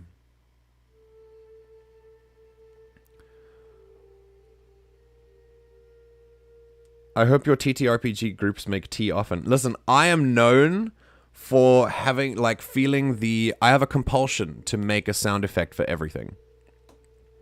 Even if it's just like a Star Wars door opening. Because, you know, Star Wars doors open with such a, like, a satisfying, like... So every time a door opens, I have to do it. I'm definitely one of those kinds of DMs. Yeah, my mom puts a pot on the stove. My grandma will use the microwave. Oh, the microwave to make tea. Oh, my God. It doesn't heat the water evenly. That's so weird. My grandma makes it literally 1 cup at a time, while my mom will make a whole pitcher. Ah, okay. Star Wars door sounds are fantastic. Yeah, definitely. I dig them. Oh, hey, we're on 5 people. I don't know who the 4th and 5th are, but welcome. Maybe Akil's back. You would be the person that gets in trouble for making lightsaber noises when they're filming. I do! Not for filming purposes, but when we're in session, if there's ever a lightsaber, and I do not make the when it comes online, and when it goes off, then is it even a Star Wars game? You know, you have to. You have to. When people get into fights and I narrate like blasters going off, I make pew pew noises. And when people are doing lightsaber fights, I narrate like it's like what else are you gonna do? You know? Jeez. You're Ewan McGregor during Phantom Menace making the lightsaber noises. Yes, that's me. That's me. I'm living my dream, guys. I'm GMing. We are living in a world of Star Wars. Like, that's the dream. That's the dream. All right, anyway. The Devil's Peak, which is actually a real name of a mountain range in South Africa. It's fairly high. It's definitely a mountain. Like a mountain. Not like a tall hill. It's like actually a mountain. And it's called Devil's Peak because there were rumors of like early people who settled in this area that the mountain is, that the devil lived at the top of the peak. Because whenever there was like clouds or something, maybe, I think, something like clouds would emerge from the peak and it would look like a cloud of smoke. And they thought the devil was like on the top of the mountain smoking a pipe. It's very interesting. Anyway. So obviously we have to we're basically going after the board of, hyper-capitalists here. So Phineas is obviously sending us to the information broker and we have to obtain the data. All right. But then we have to find some science weapons. We have to speak with Velma at the fishery. She'll want to know what happened to him. And a family matter. Tucker Needham ran away from Stellar Bay a few weeks... Oh, this is the kid who ran away. Then Space Crime Continuum, which is the salvage crew, Sublight with Lilia Hagen.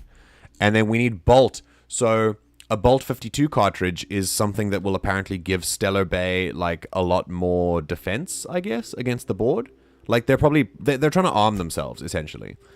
And then we have Starcross Troopers with Nyoka. She's just told us about this. Her old team, many of them died. We have to like go to the grave and pay her respects. I feel like there's something more to this quest, but we'll find out. And then, Don't Bite the Sun. I don't know why this is called this quest. I have no idea. But Parvati's going on a date. And the Empty Man is for the Vicar. Vicar Max. And then Mr. Pickett's game. Mr. Pickett went looking for a Mantiqueen, and Sebastian hasn't seen him since. And that's great. So with the secret people, I think this might be inside. So what I'm going to do is go here and then go back inside. But first, we're going to go find the Bolt 52. So let's do this, shall we? Alright. It's a Raptidon Colossus. I'm going to just do that. And boop, that's one. Boop, that's two. Boop, three. Oh, God, it's just... Okay, cool. It's fine. Yeah, we got a flamethrower. It's all good. Here we go. Let's go flame on. Oh, my God. That went down real fast. That was great. Ooh, corrosive weakness. Corrosive damage received plus 25%. Honestly, I'm not taking a lot of damage in any case. I think I'm going to accept an extra perk point, to be quite honest with you.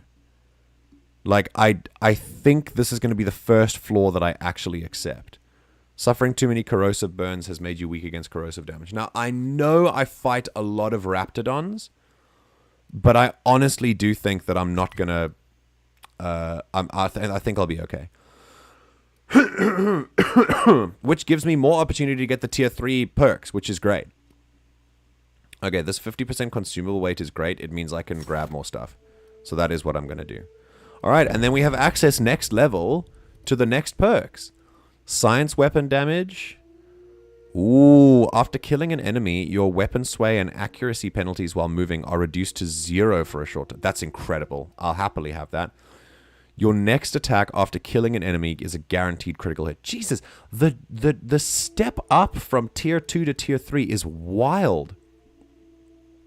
Ooh, double skill bonuses? Incredible.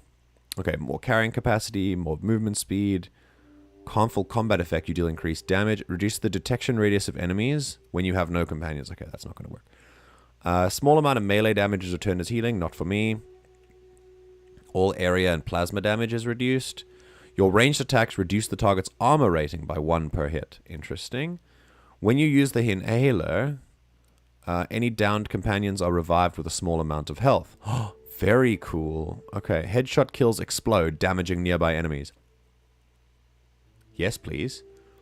30% damage when under 25 health. Okay, I already know what I'm going to get. I'm going to get this one, this one, this one, this one, and this one. So I've already got 5 already there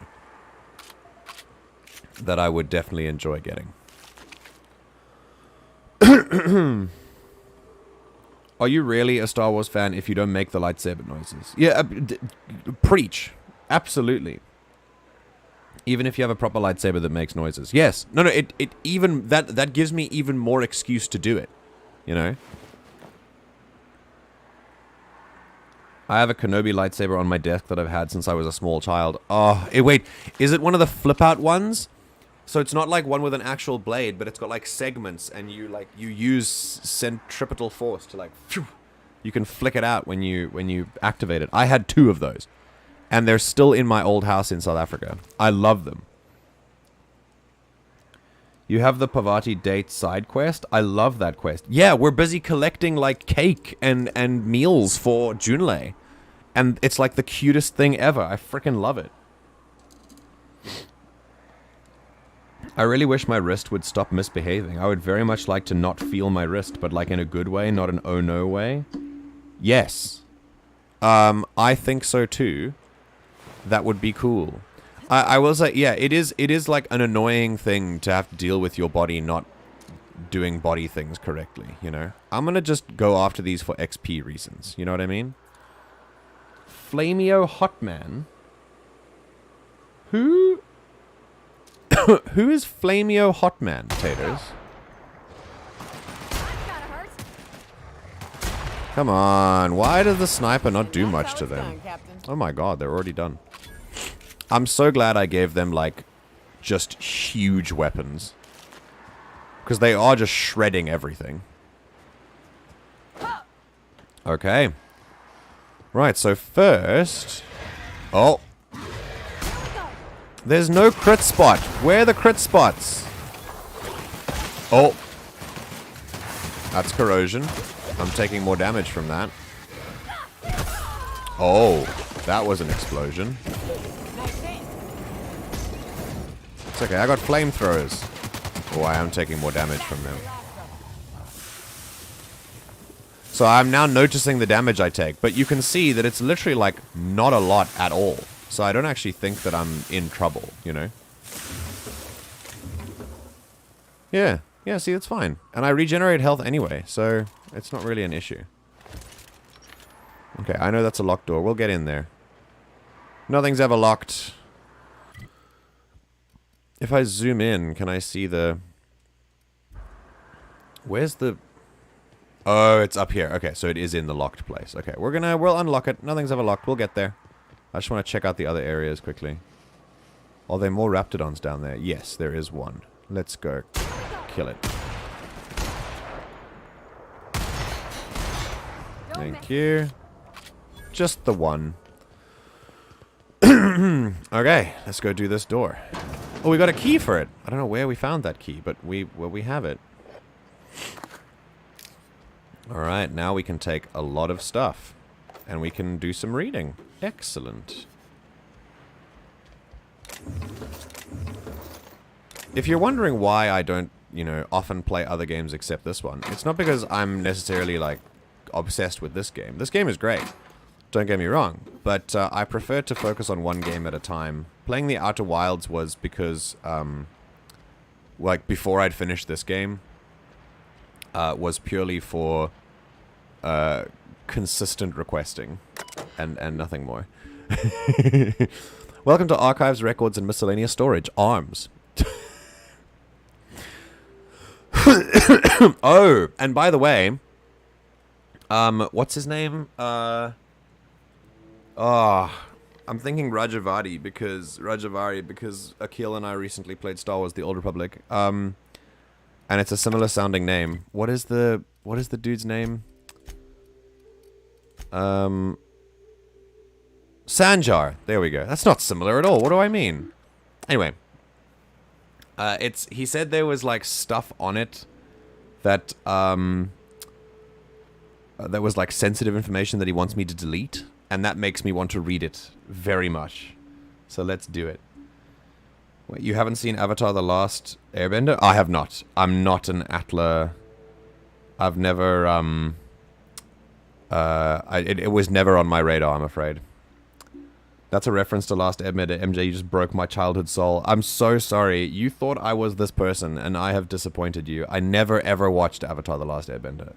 I know almost nothing about it. I only know that Aang is the last... Aang is the Avatar. And that's it. I also know there's a spin-off series called Korra. And that's it. That's all I know. Zabrak McZabrak face. Yes. Actually, Rajavari is a human. Alright, so this is executive reviews. Ooh. Okay. I think maybe this is the research that we should be deleting. Here we go. Sanjar Nandi, executive review. Sanjar has a bad habit of padding his reports with numbers and statistics. Not very good with slogans, jingles, and or taglines. Presentations tend to be dry and lacking in emotional appeal and funny references. Sanjar also displays a noted tendency to complete work rather than delegating it, a trend unbecoming in upper management. Oh boy, we're going to talk already. All in all, Sanjar's work habits suggest a preoccupation with details and a startling lack of vision. We cannot recommend him for further advancement. Needs improvement in the following areas: interpersonal communication, brevity, delegation, idea generation. Okay. The number one...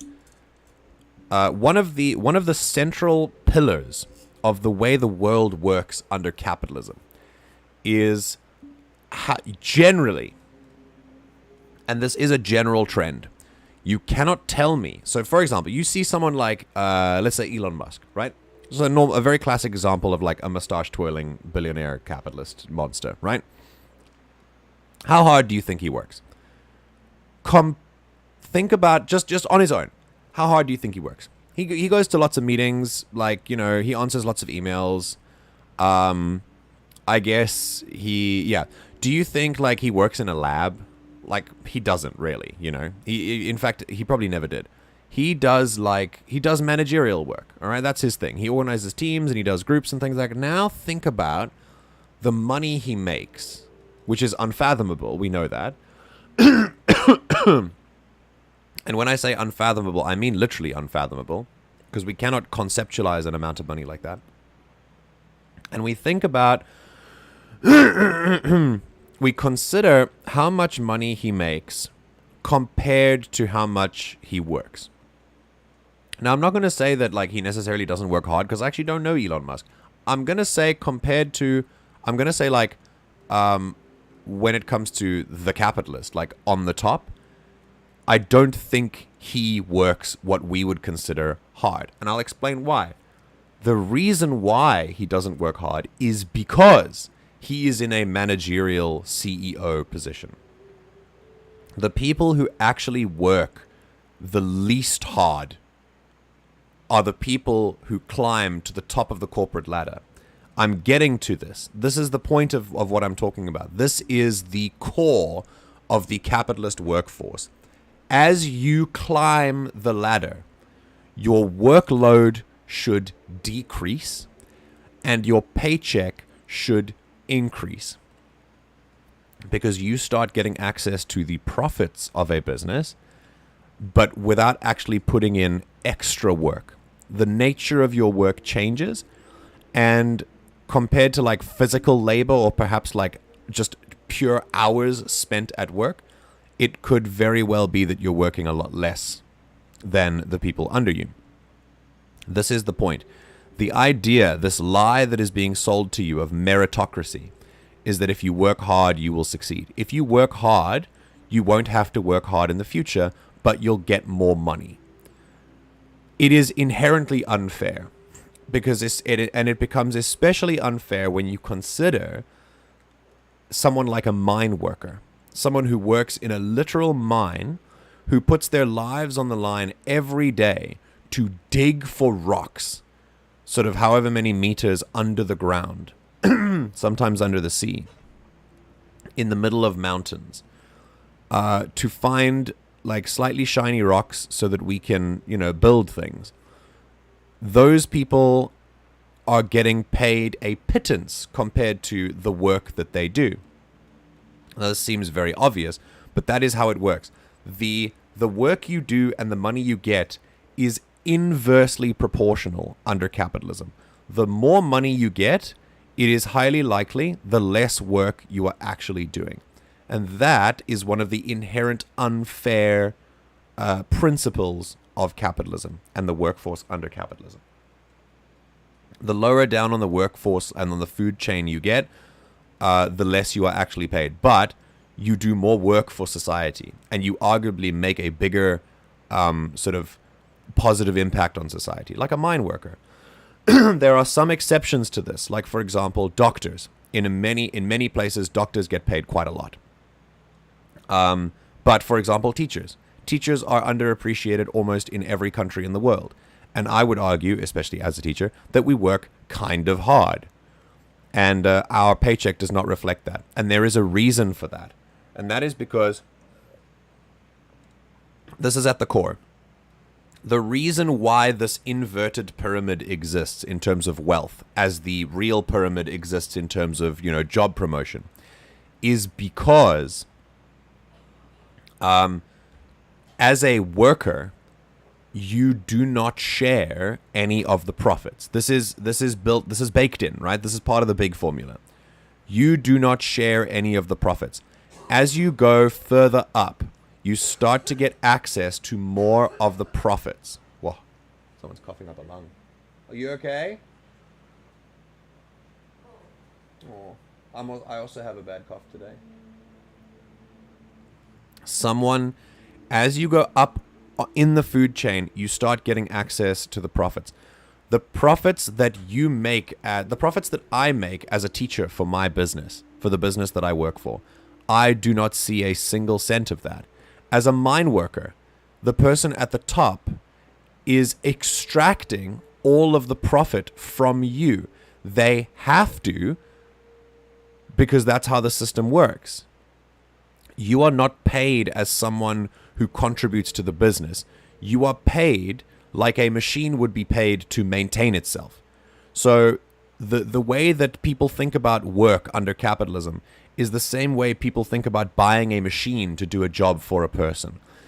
Because just like a machine needs money to keep it, like, to buy materials, to, like, keep it updated and keep it maintained and keep it fixed and working, right? To repair it if it goes wrong. Workers on a more common, like, blue-collar level are treated like machines.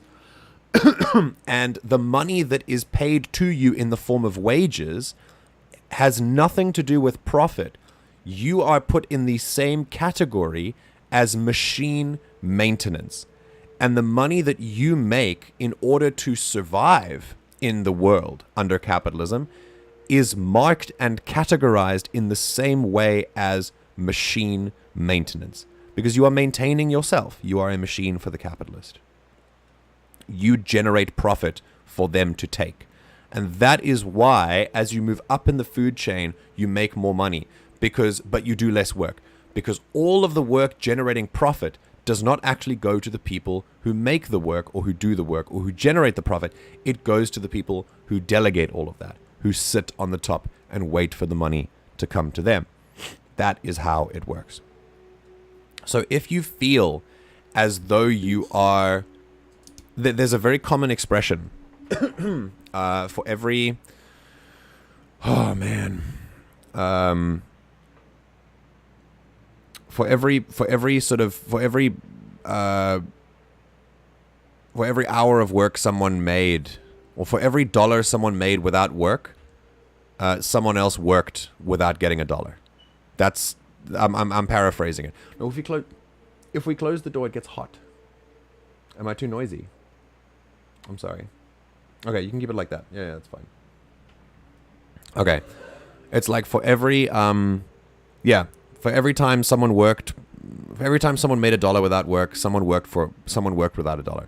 You are essentially, because you're being paid like machines, being maintained with your salaries, you are giving all of the wealth that you extract, you just give to your employer. And you see none of that.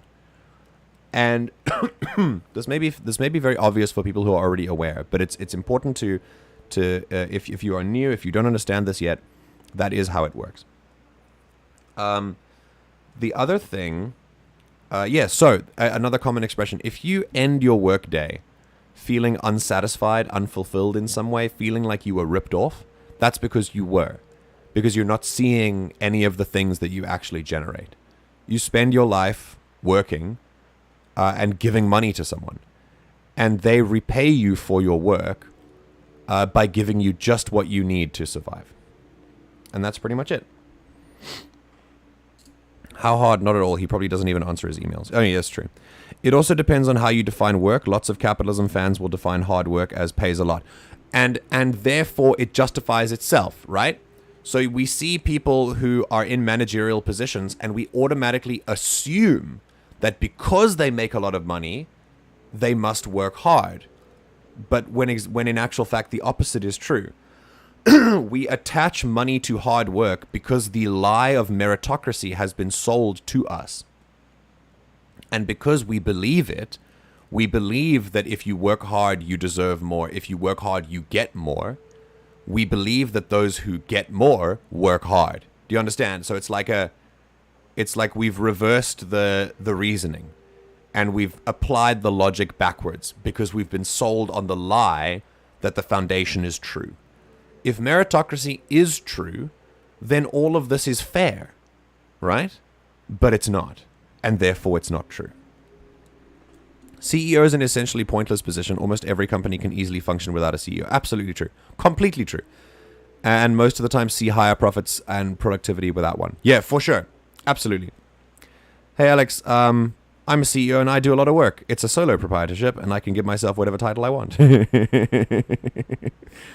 Every company needs an Akil. I agree. If you're American, you're paid slightly less than maintenance costs. I mean, yes, exactly. Minimum wage, for example, is not, in many countries, is not considered living wage. So they're not even giving you what you need to survive. They're giving you what you need to, like, almost survive. And then you have to do something else to survive. Sell your dignity in many ways. Signed, Akil, got internet famous for talking about social corporation. Denani.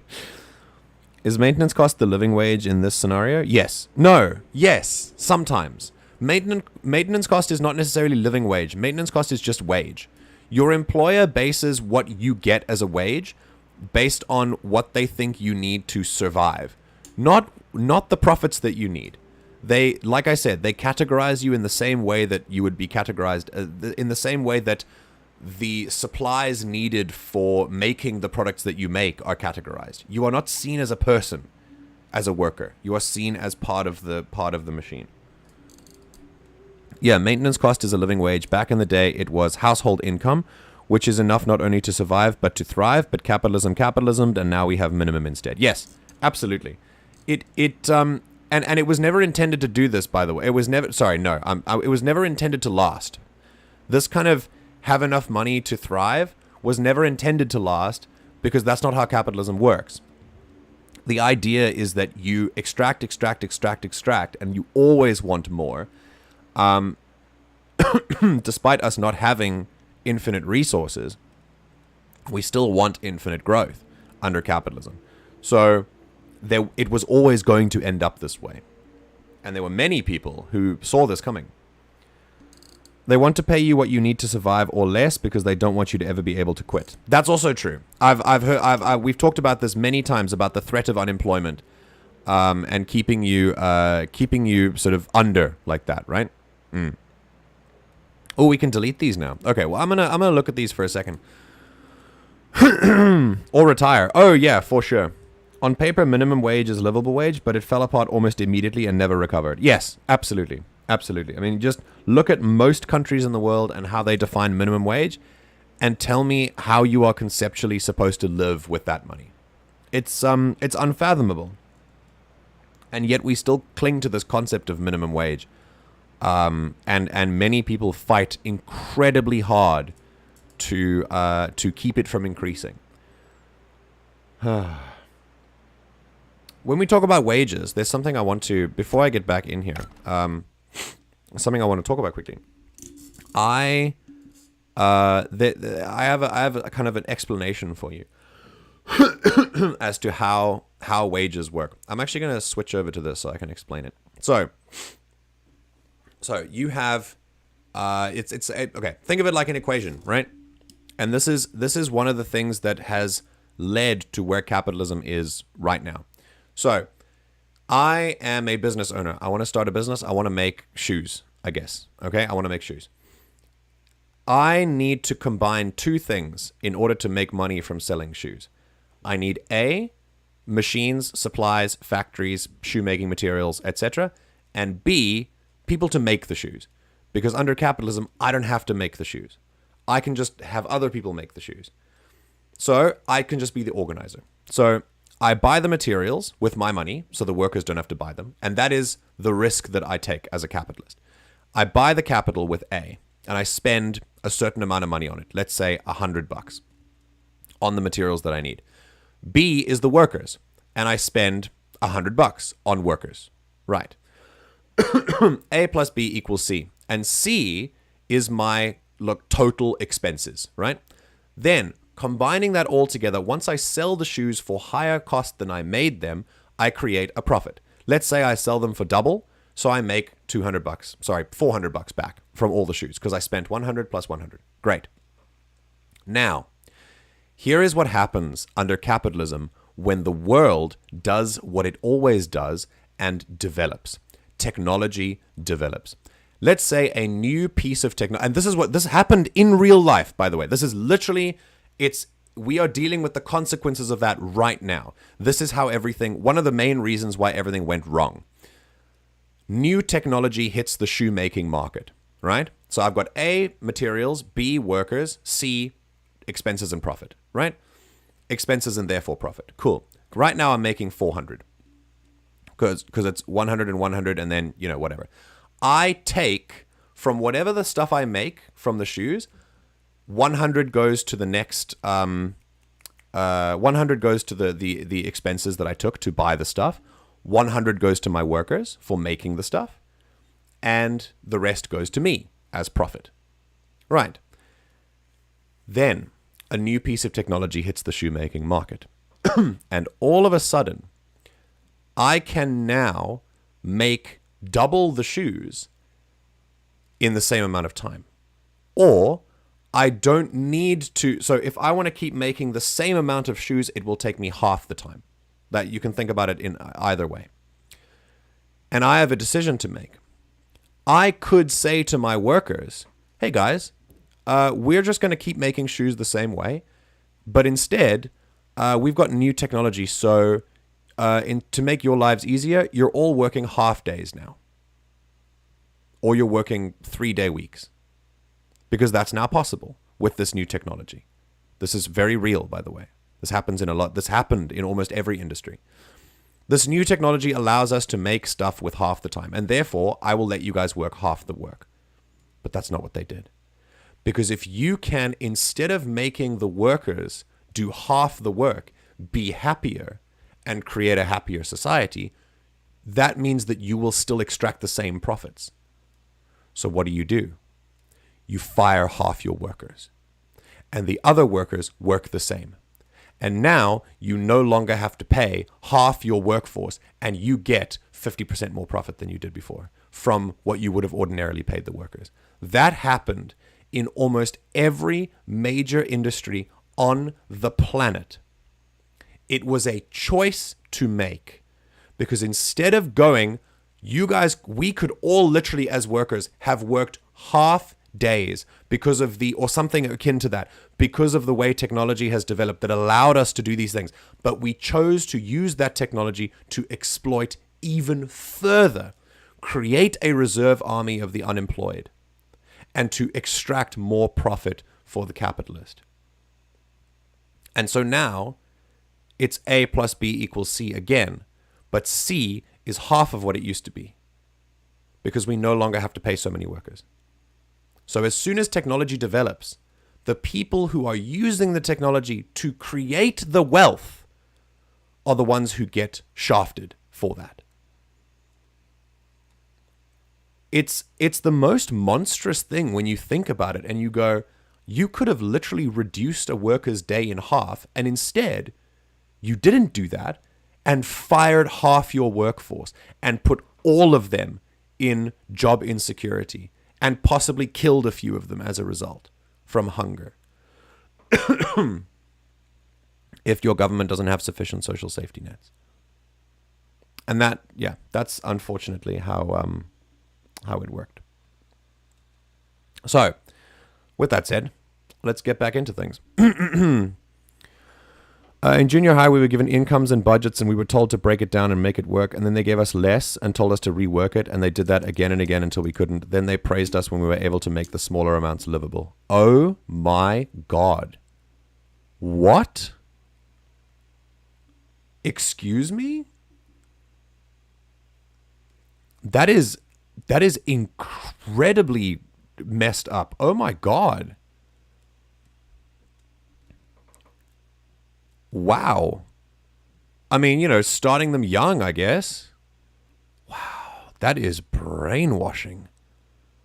Trying to teach the working populace, the populace that will eventually mostly become workers, that their lot in life is to make do with less. That less is what you deserve, right? That's what the slope leads to. A year of 40-hour weeks in the UK on minimum wage is £21,673 and 60. And the living wage in 2022 was 24,000. So, so you are £3,000 short if you work 40 hours a week all year. I mean, make it make sense, right? But the point is, like I said last Outer World stream, this is all on purpose. This is not an accident. We are being made to do this. Took me way too long to get that information, bloody hell. Congratulating us for making do with less and learning the difference between needs and wants. Oh, learning the difference between needs and wants, I think, is important, but because I learned that as well. But of course, that's not what you're saying. I get that. Don't worry. It made me think about but that's not what that is.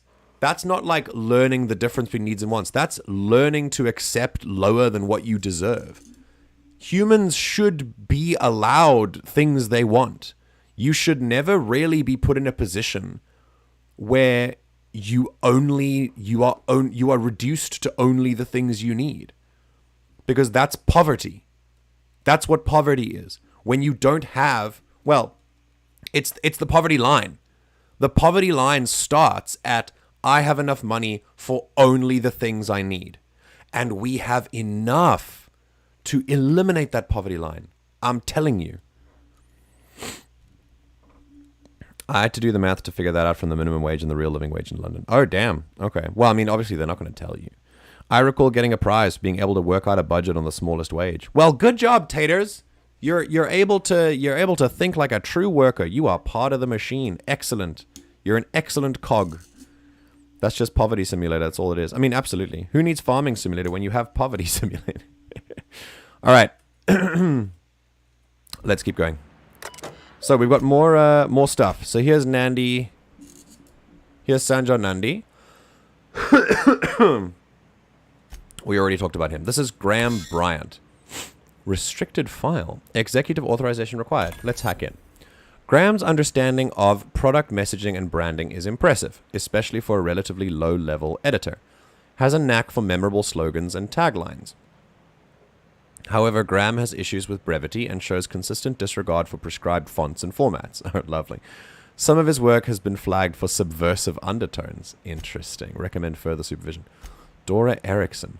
Dora shows a real knack for brief but compelling presentations supported by catchy slogans. Her delegation skills are also top-notch. She can build a lengthy meeting around any topic and emerge with plenty of work assigned. Recommended for promotion. Okay, so I can... Oh, wait. Oh, I pressed the wrong button. Oh. No! I pressed the wrong button. I don't know if I was going to press 5 and just leave. It was less than flattering, yeah. Honestly, like, he told me to wipe it, and I'm not going to lie, I respect what he's trying to do. And I think if anyone were to see this, I mean, he's got, like, the review was like, he's boring, you know? I don't think it was necessarily a review that needs to be seen, you know? So I don't think I don't think we necessarily made a necessarily super wrong choice by doing that. It's fine. It was a misclick, but it's fine. We deal with it. The consequences of my actions. Here we go. Yeah, exactly. Removing clothes, furniture, fun, and other comforts was the only way to make the lowest amount functional. Yeah, just don't have a closet. Just don't have a closet. That's how functional humans should live. It is the way to teach us teaching us how to survive with less in a world with so much excess is nothing but brainwashing. A heavy grade face mask. Interesting. Not for me, but interesting. Okay. Very nice. We can do that as well. Okay, sweet. Where is this? Ah. Hello? Hello? I hear boots out there. Wait, can rats hear boots? Wait, I can snarl like a raptidon? I don't think they've figured that out yet. Who are you? Oh, thank the Eternal. I'm Huxley. Hux if you're lazy. I'm stuck. My friends and I were scavenging here, and a Manta Queen showed up. Then raptidons. It was a void-blasted mess. Huxley? I ran in here and... now the door's locked. Little help? You got locked in? How? It's easier than it sounds, alright? Next time you get chased by raptidons, you let me know the rationality of your decision. Huxley is a familiar name for some reason. I'm not sure why.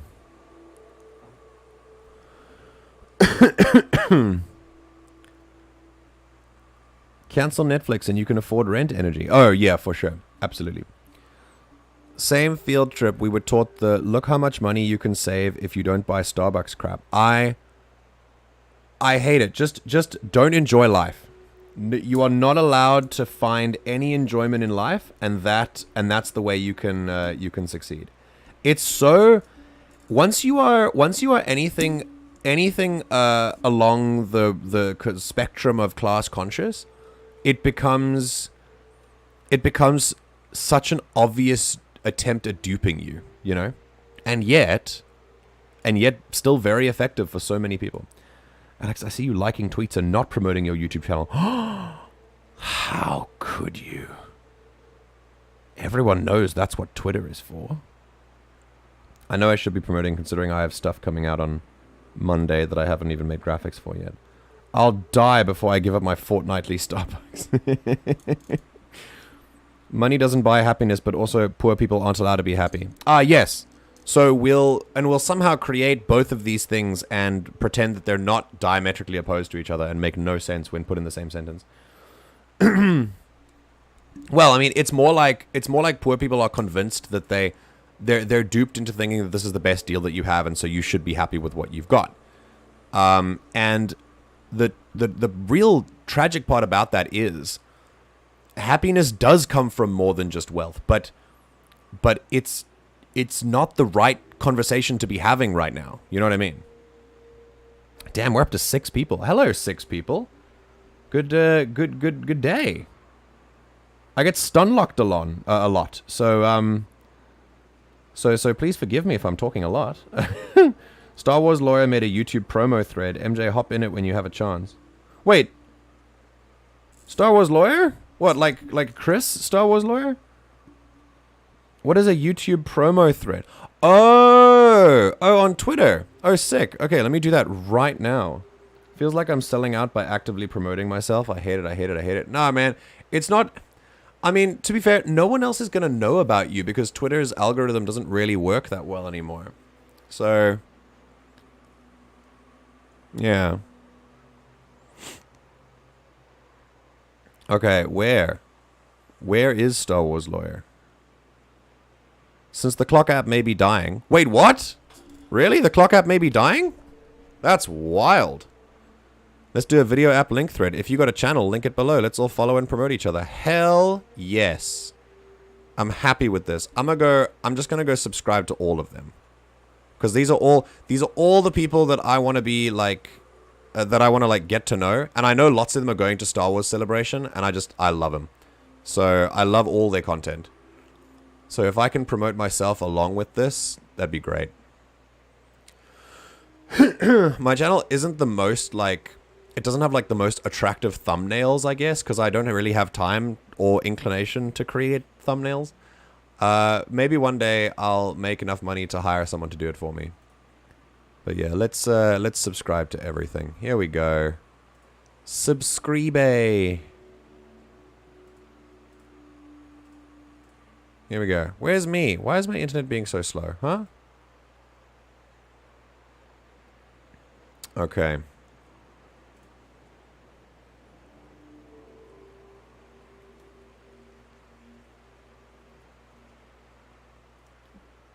There we go. That should be fine. Yay.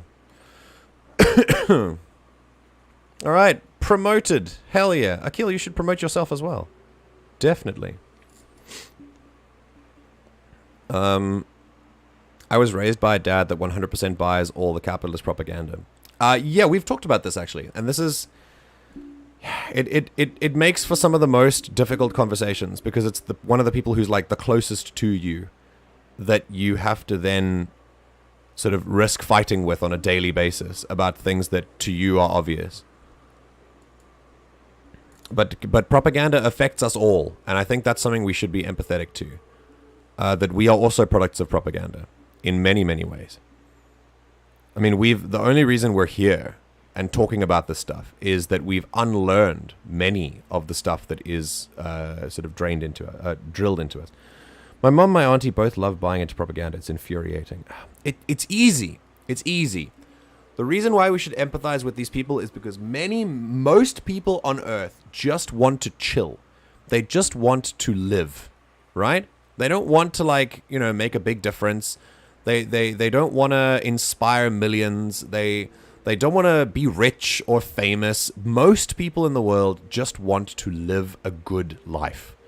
A life of subsistence and a life of self-sufficiency and autonomy and self-autonomy. That's it. That's all most people want. On a base level, that's all I want. I mean, I want to make a difference as well, but that's like a separate thing. And that means that propaganda, when it does the thinking for you, it means that you get to focus on things like living as good a life as you can. And you stop thinking about whether there should be something better.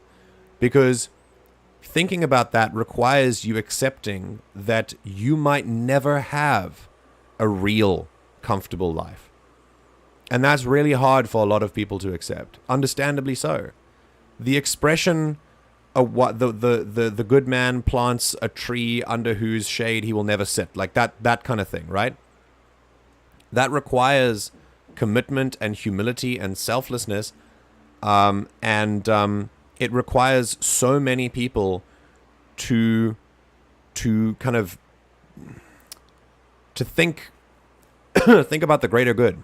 And when a lot of the propaganda that is going around right now is about hyper individualism, especially on the western side of things, it is very easy to just default to that, because then you can focus on things like, well, I'm living a good life, even though you're not really.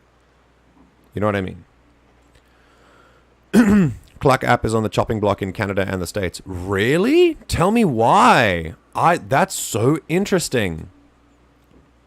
Is it like a legal thing? Is it because it's a Chinese app? Like, what is it?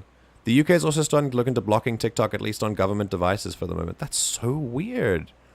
Canada already blocked TikTok on government devices. Why? Is it like... Yeah, the only reason I exist is because pro-capital and model minority propaganda, but it has to stop with me. Absolutely. We are beneficiaries of a propaganda system, and we are around in large part due to those systems propagandizing others. But that's a perfect way of putting it. Is it going to stop with you? Are you going to be the one who breaks the cycle for your influence circle? And that is enough. That's what we need as leftists, as people who want to make a change and make a difference and be a change. The best thing you can do is rally other people. Because once we have enough people, the problems will not need to be ignored anymore. And these things are slow. And I don't want them to be slow. They shouldn't be slow. And I'm not a believer in reform. I don't believe in reform. I believe in radical restructuring. I'm a believer in revolution. But even revolution is slower. Oh, yo, I just got a subscriber from Star Wars Lawyer. That's so cool. I wonder if he's here now. That's sick. Thank you for the sub. I mean, I'm on stream, so I don't know if you're actually in the stream, but that was awesome. Wow, that was very quick. I'm such a fan of his on TikTok. I'm not sure when last he's posted, because I haven't been watching. A lot of the people that I follow haven't been coming up on my For You page a lot. But whenever he posts anything, it's been great. Recently, he's been doing like flawless Darth Vader cosplay. It's been amazing. I had to explain to my mum, my nan, and my auntie the whole Roald Dahl thing. All separately the other week. They're not PCing the books, they're unracisting them. There's a big difference. Absolutely. I mean, yeah, of course there is. My mom was going off like, I don't know how they're going to make Matilda PC with her parents being abusive and all. That's not what they're doing at all. They're just changing single words. Or should I say she's been so heavily propagandized into the system of hatred that she can't see past that anymore, and I have no idea how to break through that wall. You remember the other week I mentioned she was going off on the, if you have an external member, don't use the women's restroom, and everyone in the room pushed back, even my 70-year-old nan. Oh boy, I went on a little rant there, didn't I? No, don't worry. Don't worry. It's fine. This is what we're talking about. This is literally the point of playing these video games. This is one of the themes. The way you break through someone who has been so heavily propagandized is, and this is gonna sound like a conference buzzword, is by not breaking through it. Because breaking through is an aggressive act. And people who have been propagandized have also been propagandized against aggression. Any form of challenge they see as challenge on their souls, right? I've talked about this before. Because the values that have been instilled in them are marks on their soul. Rather than seeing a concept of human values as being passed through you, we think of it as the value stopping within you. And the value only exists because you believe in it.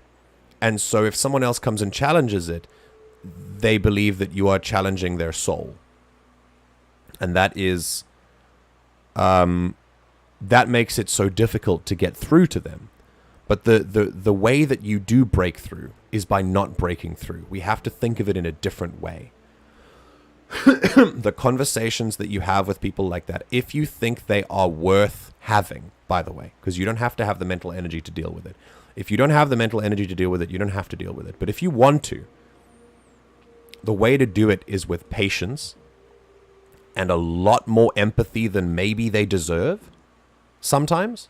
I'm not talking about your mom specifically, but there are a lot of people who I don't really believe deserve as much empathy as a lot of people give them. Especially if they are, particularly if they are knowing about these systems. And in that sense, it's a whole different conversation. Anyway, staying on track, the way to break through these things is with empathy and patience and understanding and calm. And if you feel like you're getting emotional about it, make sure that they feel like you're not going for them. If you are conversing with someone about a problem like this, a problem that is this a problem that is based on sort of changing people's perceptions, you have to make everyone around you that you are talking with feel like it's you and them against a problem rather than you versus them. It's not a fight. It's a conversation. It's supposed to be productive. The way that you can make it productive is by using your words, your skill at communication, which is why communication is so important to develop as a skill, in order to make them feel like it's not me against you, it's us against the issue. And if you can perfect that, if you can hone that skill, you will find that you open a lot of people's minds to different ideas that they wouldn't have considered otherwise. You need to fight a propaganda machine that is centuries long. And that can be really daunting sometimes. And it's not something that you can do alone. But on a personal level, on an interpersonal level, and on a grassroots level, you can do your part. Looks like one of them didn't come through. There was something between changing single words or should I say. Okay. My auntie was all like, the woke left making Roald Dahl woke and wasn't listening to a word they're saying at all because she's been so heavily propagandized into that system. See, yeah, I would need more context. But again, if you're in that position with someone and you think you're in a position to have a conversation with them, it might take a lot of pain for you to go into where they are and find the energy that they're using and engage with them there on a level that they will respond to. You can't sit from a high horse. You have to get down in the trenches with them. And that can be very painful. And that leads a lot of people to say, well, you are conversing with intolerant people while people really die. And I empathize with that. I absolutely do. I also speak from a position of privilege, for sure. And I'm a revolutionary, of course. I believe in revolution. So it's not like we disagree on that, you know? But there's more nuance than just us and them. There are people on that side who are products of their propagandist system. And those people, I believe, can still be conversed with, can still be engaged with. Okay. Let's keep going. I need to get in this room. Phew. Thanks, lady. My buddy had a key, but I ain't heard him in a while. He locked me in here and took off. Probably got munched. So look for a dead guy, I guess. Or a rat. Maybe it's in a rat belly. Gross. I do have a key, actually. I think I found it. Oh, much obliged. Can we unlock the key? Yeah, we got the arms building key. Let's just check if there's anything else around here. Nope. Okay, we're good. Here we go. Ah, phew. Hi. Thank you so much. Cool I hair. was getting all stuffy in there, and I was getting a mite lightheaded, and I think maybe I was gonna die. Now I'm out here, and I'm headed back to Amber Heights. Still landing yourself in trouble, eh, Hux? Oh, hi, Nyoka. You mind giving me an escort back home? Oh, you're traveling with someone. Never mind. Wait, with the trouble you caused me, you're dying here? Hello? That seems super out of left field. Are you sure you're okay to travel? Oh, sure, I'm a runner. I'm used to getting all dizzy, and hey, who's your identical, slightly blurry friend? Are you sure you're not high as well? Yeah, good luck. Thanks a lot, lady. Mm-hmm. We have to keep in mind that these people were taught this stuff by their loved ones and people that they respected and looked up to. Absolutely. Yes.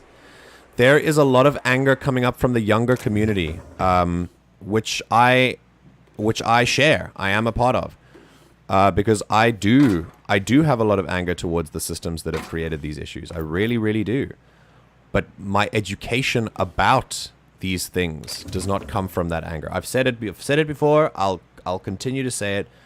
It can't come from that, because we have to break the cycle. All right, here we go. That's the stuff. All right, that's what we've got. Got to get back to Sanjar, but for now, I think we can actually turn around and go back in because there is a secret people thing that we can do there. You know what? We're gonna stay outside for now. We're gonna stay outside. I want to keep going through these things and seeing if there's something that I can. There's some stuff we can loot. I wanna spend some time outside because we spend a lot of time talking to people. You know, it would be nice to. It would be nice to actually play this game so we can finish it. I can't wait. Like, there's so many other games I want to play on stream as well, you know? But I want to finish, like, one game at a time so I don't get bogged down with too many. See if we can repair. Cool. Very good. Okay, we're breaking things down. Let's do, I think we should start with, yeah. Yeah, these are all just normal things. It's fine. There's a top hat here. Leadership skills and persuade. It looks amazing, but I'm not going to use it, so we can just break those down. All good.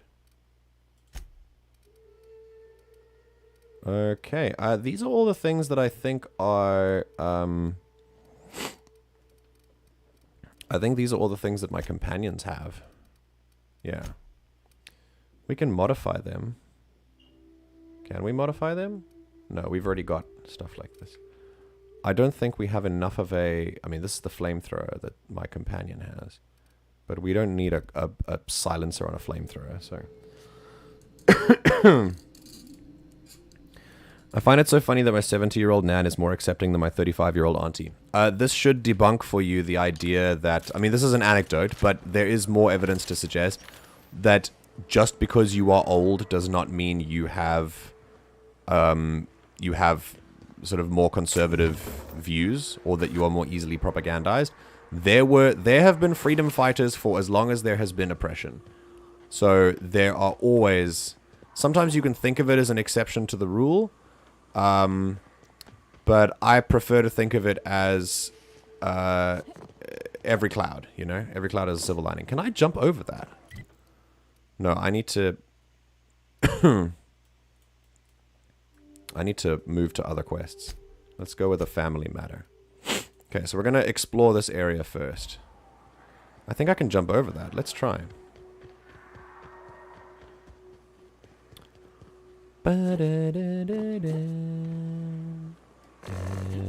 Oh, jumping in this game sucks.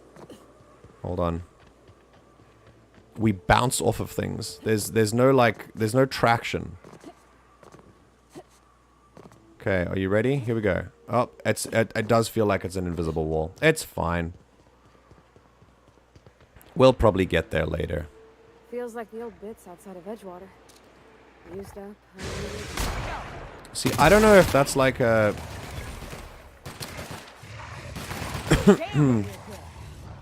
I don't know if there's a weak spot for Raptidons.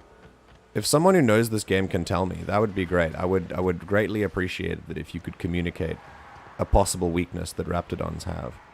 Because I'm not seeing any. I'm shooting them in the head as much as I can, and nothing's happening. It just does regular damage. And we're stalking. Go. Go. There's 1. 2. Ooh. That felt pretty good. Okay.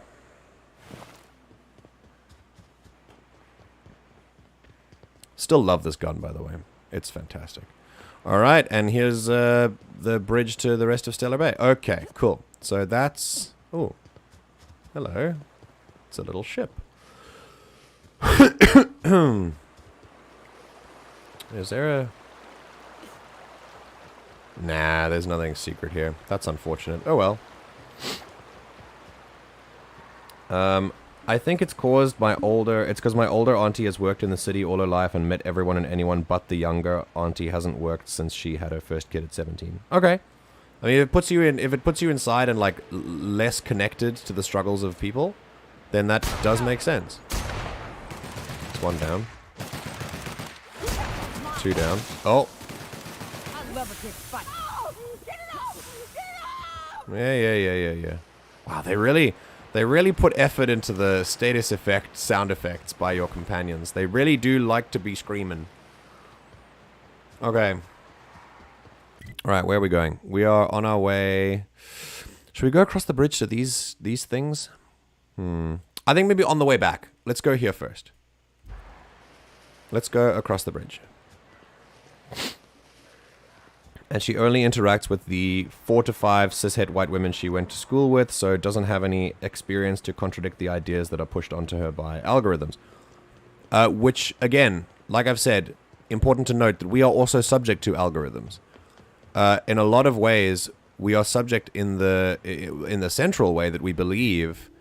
Our ideas on how many people are against us and how many people are with us get skewed a lot of the time if the algorithm is only going to push the kind of things that you're into. My nan has also worked in care for 40 years. Yeah, and that affects both of us. That affects all sides of the conflict. Your nan sounds like a decent lady. Oh, that is another raptor. Lovely.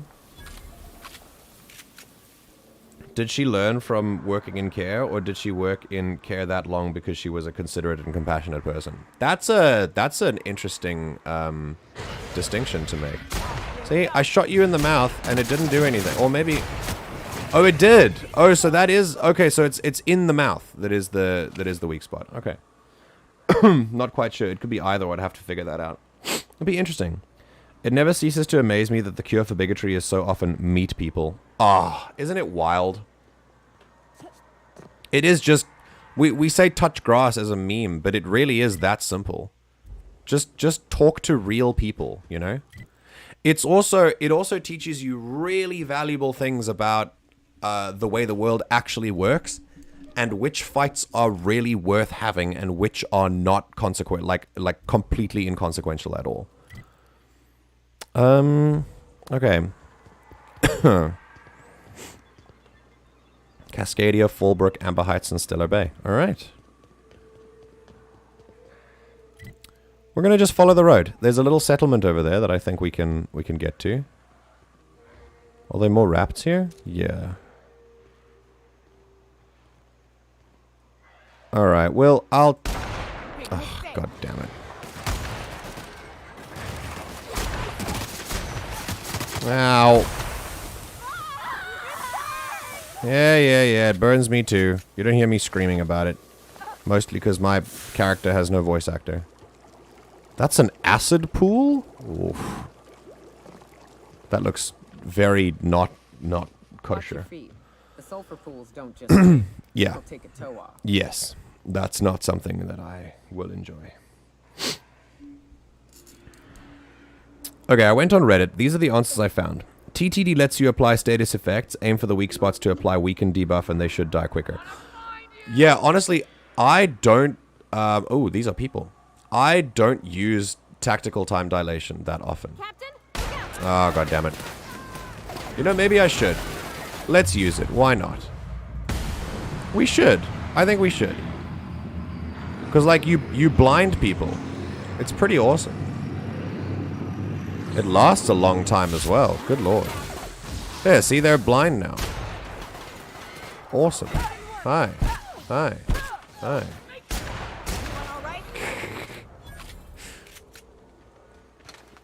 I should probably use it more often, you know? I don't think I do.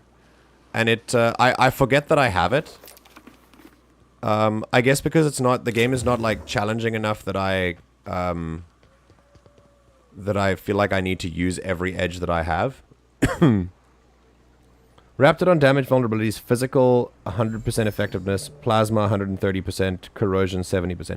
Yeah. I figured if I use a plasma weapon, it'll do more damage. That's fine. But I don't have like a long-range plasma weapon. I have a pistol, but yeah. Just follow Orson and Roseway's advice. They're weak to gunshots to the head. If you go into time dilation and look directly at the enemy, it should show their weaknesses. That I did not know. So that's excellent. Thank you for that. Oh, yeah, I remember before I had met a trans person when I was a kid, I was the one joke. But then after I met one, I never made that joke again because I realized they're just people who want to live. Just meet people. It's so easy. Making jokes at other people's expense is really only effective when you don't have empathy for them. So it requires you marginalized groups, I should say, like punching down. Punching down requires a distinct lack of empathy on your part. Okay, this is Monarch. Okay. Are these more Raptidons? Oh, they're Canids. Okay. It's a tiny Canid. Right, we're using time dilation. Let's do it. Oh my god. That's awesome. A little pop-up came on the side and I didn't read it. But that was awesome. We should definitely do it more often. Those are all different responses to the question, lol. No, I got it. And thank you. That was very excellent of you. This is why streams are great. Ooh.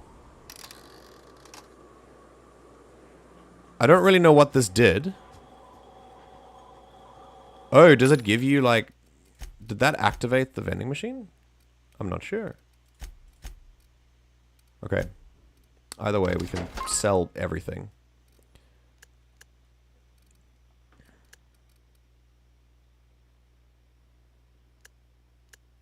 I can sell this stuff as well. Yeah, that should be fine. Okay. Sick.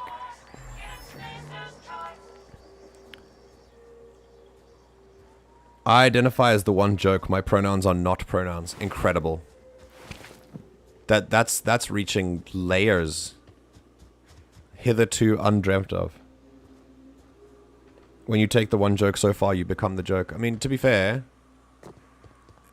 it's not that funny anyway, you know? Like, even told once. There are some houses here. I'm gonna go explore. I haven't played the game, so I wasn't sure which tidbit would be helpful, so I just snagged a few different ones. Yeah, the solution is time dilation. Thank you for that. I do appreciate it. Let's see what we can find here. To win the game, you need to adjust the fabric of the universe. That's all I need! Now, I'll be honest, again, I'm not really finding the game to be a huge challenge on the current difficulty, which is fine. I didn't want one. Like, I wasn't looking to play Dark Souls.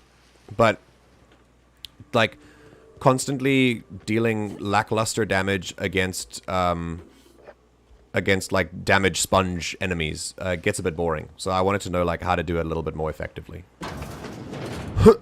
I just had to crank out more damage numbers by altering the fabric of the universe and moving faster than time allows. Who knew? Who knew that's all I needed? There's a thing there, and is that something I can sneak under? Deft hands, Cap. Ooh, that's a lot of bit cartridges. No, that's a window. Okay, let's read this.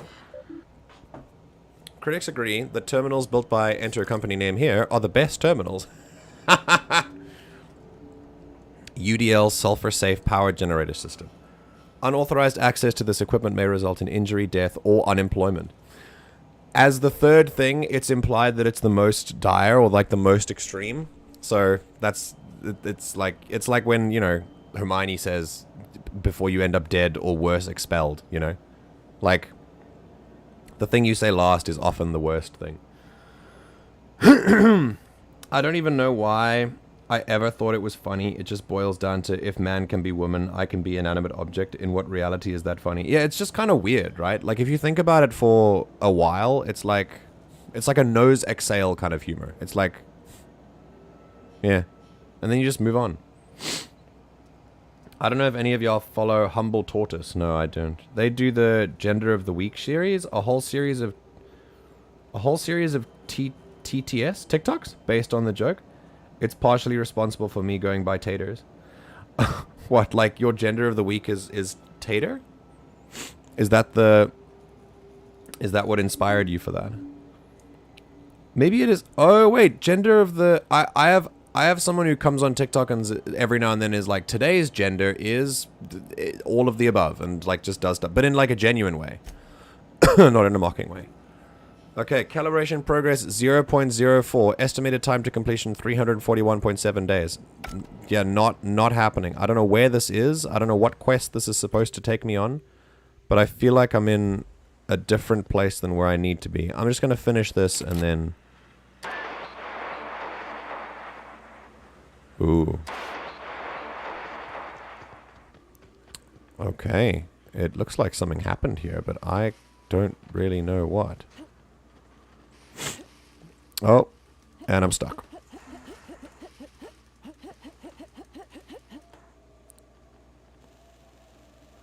I hate this. I hate it so much. Oh, whoa, thank goodness. Okay. I thought I was going to have to reload, and I haven't saved in a while. We're going to save right now.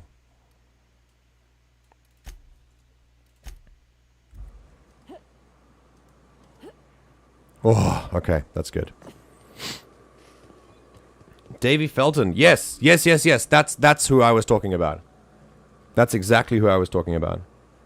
A lot of far-right humor is based on references or memes. It's only funny because everyone in the in-group is saying it. Oh, yes, absolutely. It's like, it's jokes that are funny because the other people... It's... The humor comes from... I told the joke and therefore I'm part of the cool kids. And they will laugh because I did a cool kid thing. Rather than I actually told a good joke. Excuse me. Oh, did you just open a door? You don't do things without me saying so. You are companions. Know your place. Oh, no. Oh, sleep? No. No sleep now. Sleep for Alex, not for me. Did the person you're talking about have a big beard and really like purple? That'd be Davy Felton. She's since shaved the beard since like end of December. Okay, cool.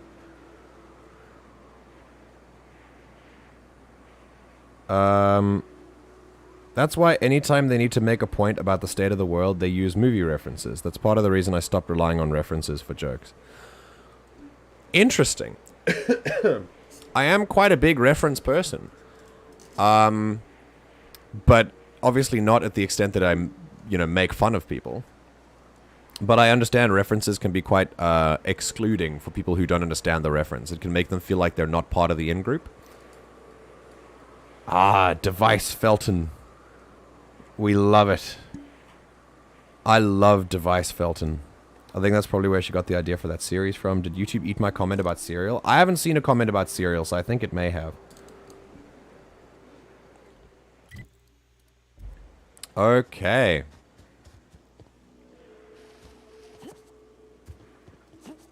Oh, that's a person. Are you dead? Yeah. That was not... Oh!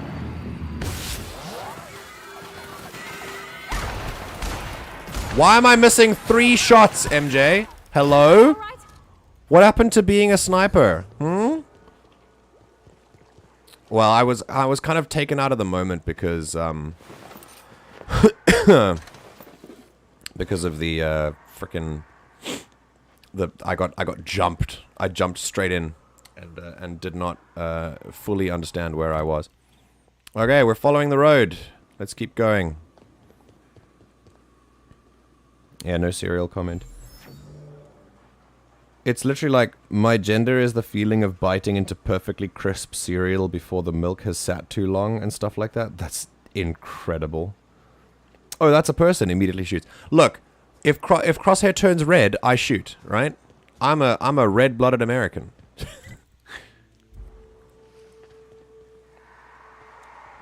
Ah, okay. Okay, cool. That is very specific. And I do enjoy that people are getting like postmodernist with it, you know? Oh, is that a... Okay, we're following the road. He says, immediately going off the road. I feel like there's an enemy there. It's a rapt. I'm just gonna keep going, you know? I like combat in this game, but I want to get to the quests as well. Ooh. I mean, this looks fun, though. Exploring is rewarded in this game, so, you know, there is that. Oh. Got it. Hey, some people. Alright, what are we doing? There are 5 of them. Alright, here we go. That's 1. And time dilation. 2. 3. 4. Well, 3 technically. Oh, he's down already. Very nice. And down. Hey! That is how you do that. Tactical time dilation is excellent. Also, when you hover over in tactical time dilation, I realized the pop-up on the left is like giving you stats of the person, which is pretty cool. Okay. There's an open door here. We can get into a little... Oh, it's a little cache of money and ammo. Very nice. That is very nice. Oof, that's a lot of loot. I enjoyed that. Very worth. Alright, let's go back down.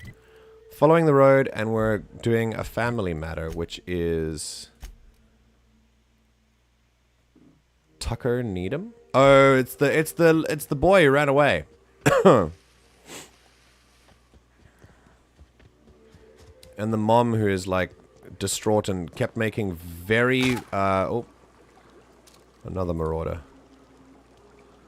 The mother's like kept making very like weirdly specific comments.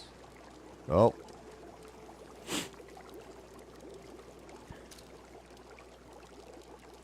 There we go. Let's and boop.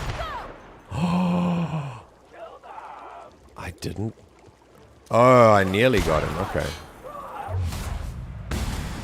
Are you dead yet? Okay, and that was a headshot. My gun's not doing one-shot kills anymore. That's so upsetting. Gonna have to upgrade a little bit more. I think I need to start tinkering with things more, you know? That person is Ash now. Oh, where is Ash? Probably asleep. Like you should be, Alex. Why aren't you asleep yet? Don't think I forgot. Think I forgot about how you need to sleep. Like it's 5 a.m. for you. This is a bad decision, Alex.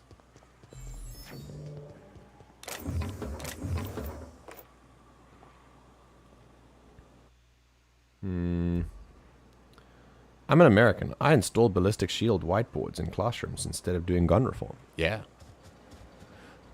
Spicy. Some countries will literally mandate build bulletproof classrooms instead of going to therapy. Yeah, I mean, What else do you say that hasn't already been said? I don't have any unique things to add to the conversation, right? You know what I do? Jon Stewart recently started a new program, and I'm quite a fan. And on this program, he has mentioned that Americans have lost the gun war. And he thought after the Sandy Hook shooting that they would turn around. And that was like their last chance for him. And that was a loss. They lost. Ooh, Amber Heights. And yeah. They that was them losing the gun war. So at this point I don't think and I kind of I see that, you know. And welcome to the home of the iconoclasts. I'm Rose. Please take a pamphlet. In it, you'll find everything you need to know about Graham, his philosophist truths, and the iconoclast way. He wrote it himself, you know. Oh no, I'm so sorry. I keep forgetting we're out of pamphlets. Gosh, blast it.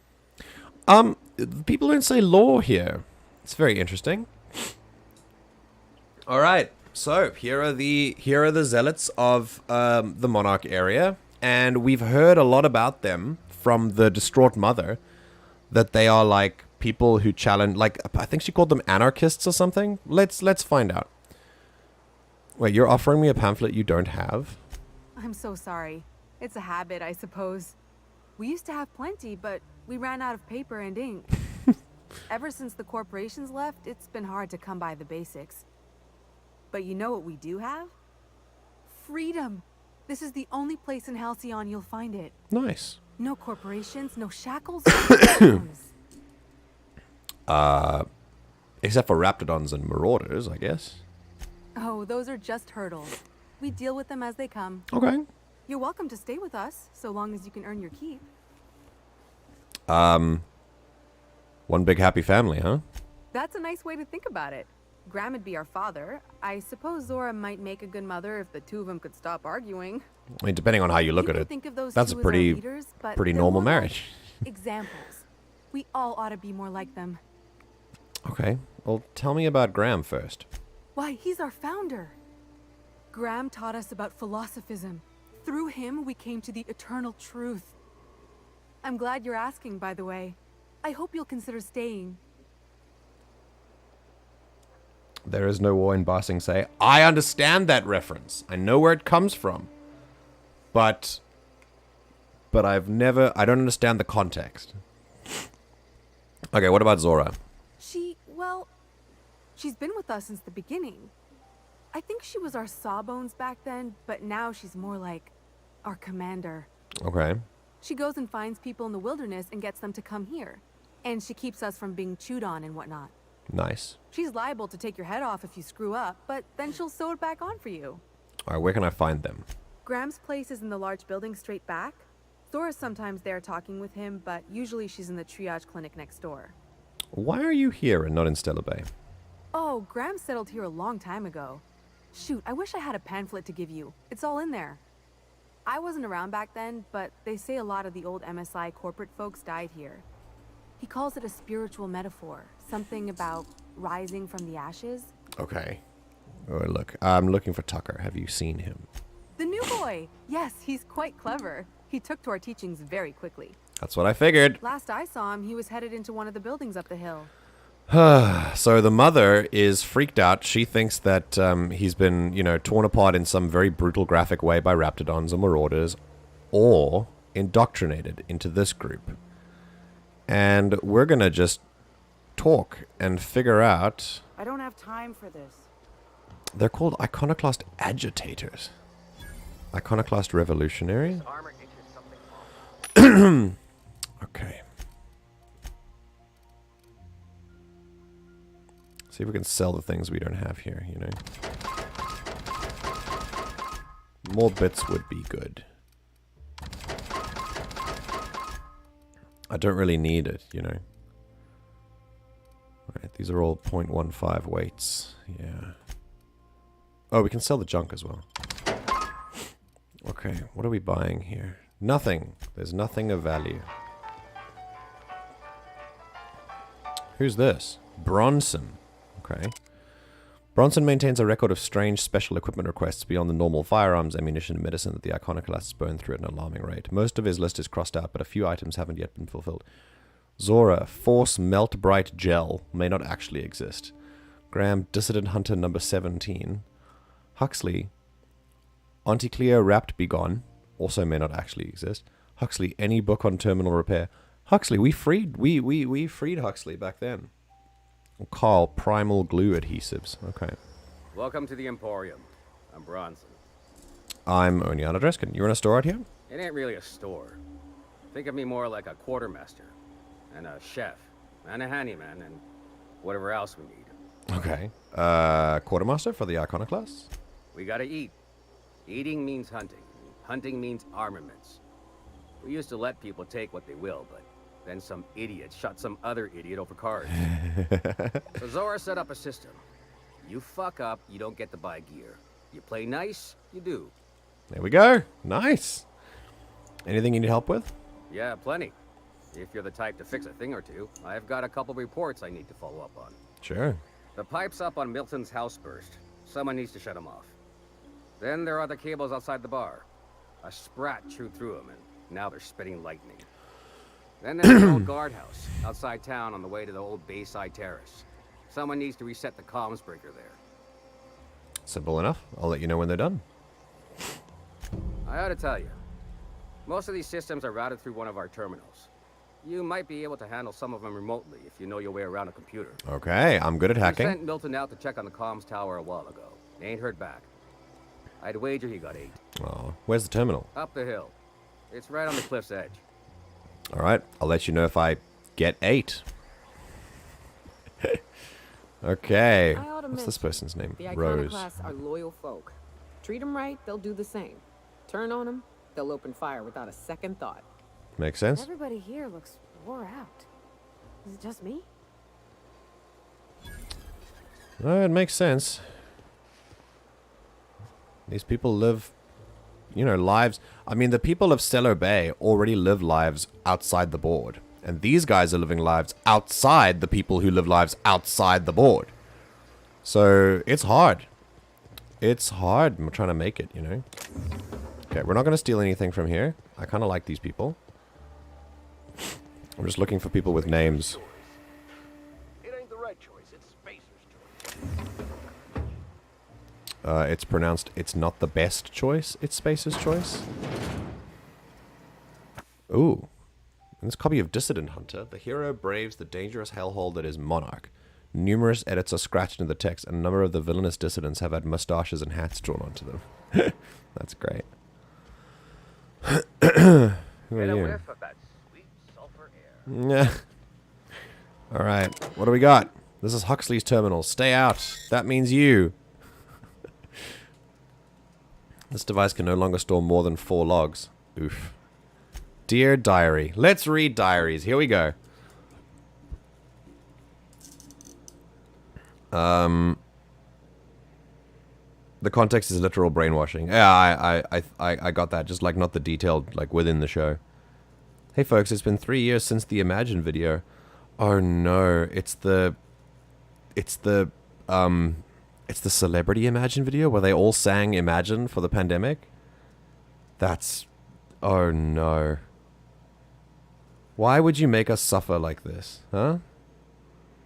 This is on you, I'm afraid. These people are wearing neat hats. Oh, that's true. I did notice this. Look, it's like, that's awesome. Very cool. Oh, and the other, oh, no, and the beret things as well. These ones. Nice little town. These are really interesting. I love the style. The folks always Excuse me. manage to find a bottle or two of the good stuff. Keen scavengers, I tell you. All right, let's read a diary, shall we? Graham told me how to meditate today. You close your eyes, you breathe in real deep, and try not to cough. And you just listen to yourself. You know how sometimes you'll be hiding from Mantiqueen and you're trying to be quiet, so you focus real hard on your breathing and you can hear your heartbeat, and you think, how can this Mantiqueen not even hear me? And all of a sudden you have to sneeze, and it reminds you of that time when you were coming back with a delivery, and as you were putting it on Zora's table, you sneezed and it slipped and a bunch of things broke. Meditating is like that, only you're supposed to think of these things on purpose. Graham calls it, I don't remember what he calls it, Reco something. He says it's your own eternal truth bubbling up to the surface, and the things you remember are what you're supposed to focus on and try and improve. Reco something? Like recollection? When we meditated, I mostly remember that sitting on rocks hurts. Maybe I'm supposed to toughen up my tailbone. There are different forms of meditation that work for you. Some people meditate while running. Some people meditate while like in the gym, like doing exercise. Meditation is its own thing. Some people meditate by doing martial arts, and they go into a meditative state by performing martial arts techniques. Some people go into a meditative state by playing their instrument. I've done that before. It's very powerful. It really does. It just depends on what you like and what connects to your spirituality. I just changed my chat from top to all, and Tater's cereal message showed up. Hey! Oh! Yeah, it says top messages for me as well. What? Why are you filtering from top messages? That's so dumb. I'm literally on the stream. Sorry, Taters, your cereal just isn't good enough to be a top message. Yeah, apparently not. That's awful. Zora's really smart, but you know what? Sometimes she can be such a bitch. I was supposed to get some info from her for her from Cascadia, but I couldn't find a way over without going through Marauders, so I gave up and stopped in at Fallbrook to pick up some supplies instead. While I was there, Chastity dropped in for a few games of whist. She's so cool. She's always playing games there. When I lose bits, I get really upset. I don't have much, so losing what I have, it hurts, you know? But Chastity can drop thousands on a single game and she's fine. Well, sometimes she drinks a bit and slams the table and storms out, but still, mostly she's cool about it, and I admire that. Anyway, when I got back, Zora yelled at me because I was a little late. Something about medicine not getting here fast enough. Sigh. Graham just said to try not to lose track of time in my next run. I promised I would. See? That's how you teach someone. You don't gotta yell and make him feel bad.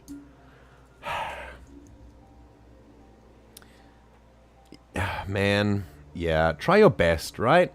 Just try your best not to yell at people. Because this person, like, Huxley is not even registering that they were chosen because there was medicine needed. Like, this was a needed thing. And these people already struggle a lot. They have really hard lives. And people are under a lot of stress in leadership positions in places like this to get things that everyone need to survive. So it makes sense that Zora would be really on edge about this. But it's important, especially in these moments, to explain the gravity of the situation without putting someone on the defensive. Today Zora gave me permission to buy ammunition from Bronson. I don't think I want to, but she said I should just in case. But guns are really loud. I'd rather just run away than shoot one. Man, preach! I mean, I shoot everything in this game, but in real life, just run away. Still, I'm kind of proud. Zora said it was like a promotion for something I found in the wilderness. I think it's a code for a door, but I'm not sure why it's important. I can't even get near the place without getting attacked. I asked her what a promotion is, and she smiled in a really sad way and told me I shouldn't worry about it. Aw. This is so cute. This will be my last entry. Sorry, diary. You've been a very good listener, but our time has come to an end. This terminal was making a horrible beeping noise yesterday, and someone smashed it while I was out, and I can't save more diaries. Milton can't fix it, and plus he says I should stop coming into his house to write when he's not around. Whoever smashed poor terminal, if you're reading this, sucks sulfur. Okay, let's repair. Storage capacity increased. Done. Now you can do more diary stuff. Huxley? Alrighty. Let's keep going. We're gonna go this way next. Wait, there's just Raptidon that, like, just chill here? Damn. It ain't right. How many good folk we gonna lose to our missions? That's just the way of it. We gotta earn our keep out. That don't mean we ought to be following her into the jaws of a mantis. You'd rather sit on your thumbs and starve? No. All I'm saying is you gotta be more careful throwing away lives like that. Interesting. Stringy bastard. Good thing Dora needs tendons. Alright, it's hunted Raptidons. Okay. Interesting. Oh, another log. This is not a named... None of these are named people. But we can read this. Current patients. Oh, it's an infirmary. Okay. Ezekiel, manti infested. Antibiotics, no effect. Alcohol poisoning, no effect. Acid drip, no effect. What? Current status no longer with us. Oh. Ronnie, fractured ankle, left. Current status splintered, reset, recovering. Ivers, multiple bullet wounds, chest, arm, leg. Current status no longer breathing out, but a couple shells still remain. Recovery unlikely. Oh. Milson, acid burns, face, hand, arm. Current status, ointments, gauze, a lot of booze. Gaze. It shows a lot about how these people live, that none of the names have capital letters and things. They've prioritized survival over things like, you know, like punctuation, you know. It shows oh, they're still alive. Okay. It shows the it shows people's priorities when they're thinking about survival. Is there something behind here? Ooh. Ah. Oh, wait. There is. There's an upstairs area, and it's sealed. Alright. Alright, let's go check out the, what I presume is the leader? Is this a cantina? Oh, it's just a cantina. Okay, that's fine. It's a little bar. That's okay. We like these. Let's go upstairs. Yeah. Oh no, it is the leadership area. Okay. But we lost 2 runners and 5 gun hands. Damn. A total failure then. So much for the ruins. And hell only knows where the Van Noys are. They never showed. Ruins, Van I'm Noys. sure they're... let's talk later. It seems we have company. Hi. A stranger comes to our home. If you're looking for a path to walk, you've found one. If you're looking for a teacher, I am one. Welcome to the Iconoclasts. What do you teach? The truth that I have come to learn and embrace since shedding the corporate yoke. Out here, we survive by the sheer strength of our spirit. We have no need for the endless rules and red tape of a corporate structure. We do seem to burn through endless ammunition and medical tape, though. Yes, well, such is life.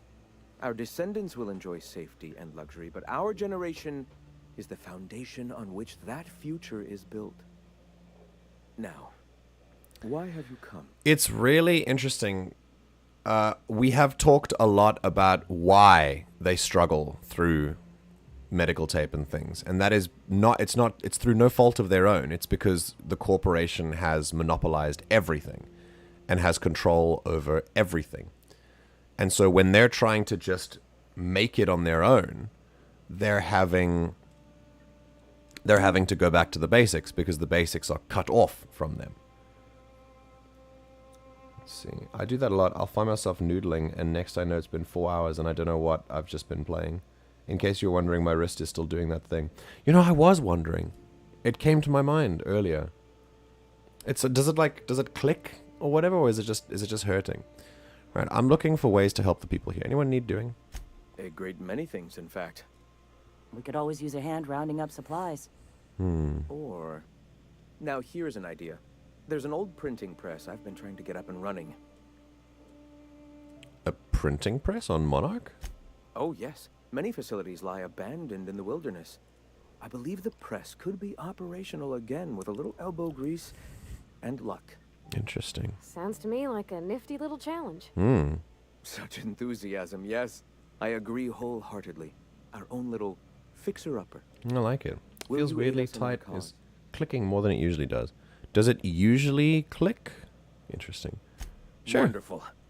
I requisitioned replacement rollers for it some time ago. Huxley should have delivered them yesterday. Speaking of which, where is Huxley? You bought rollers? You haven't even cleared the wraps out yet. What are you doing wasting bits on... Forget it. Huxley's still recovering. She won't be able to run for a while yet. It seems we're out a runner. If you intend to help our cause, I'll ask you to meet our MSI supplier in her stead. Huxley? The runner from the Northern Ruins. I helped her get out of there. So you're her mysterious savior. She sings your praises. That girl and her songs, so eager to learn, so bright-eyed, so tone-deaf. Mm-hmm. All right, MSI supplies you? One of our sympathizers. A woman named Carlotta periodically buys goods on our behalf from Stellar Bay's store. Cool. Stellar Bay has caught on, but they remain friendly, though the goods now come at a considerable markup. Oof. Well, where is she? She meets us in the ruins of Bayside Terrace. From our compound, follow the road north. All right, I'll be back. Wonderful. While you're at it, I wonder if Carlotta still has those high-capacity cartridges? Grab a few, will you? There should be some funds left over from the last shipment. We can use them to copy and modify radio serials. Yes, not just magazines, but their precious dramas. Unbelievable. I hope I don't have to tell you this, but if there is extra money, would you mind buying, I don't know, food and medicine? Graham, if you need me, I'll be in triage. There's there's a lot going on here. There's a lot of stuff at play. Gonna need to buy myself an entire Rizzo plant after all this. This is too much Riz in the Rizzo plant. There's a lot at play here. We can talk about how Graham's priorities are not straight because he is focused on the philosophy of everything. He's focused on the hearts and minds of people. And Zora is focused on the practical aspects of survival. You need both of them, though. But it has the unfortunate outcome of Graham being the liked one and Zora being the less liked one. Because Zora is the one who has to actually get things done, whereas Graham is the one who can sit back and think about where the future of the colony. Graham is thinking about the future. He says these things like, we are.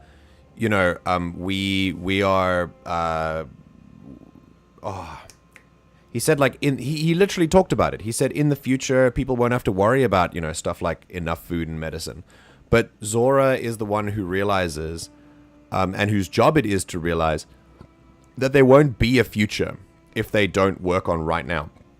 So, and unfortunately, that means that a lot of people don't like her because she has to do a lot of, she has to be the one to make sacrifices. While Graham enjoys likability because he does not have to make sacrifices. He is the idealist of the group. And it makes him a good leader because a leader does... a likable leader is a very... can be a very good one. Or a likable leader helps you in your ability to lead. Or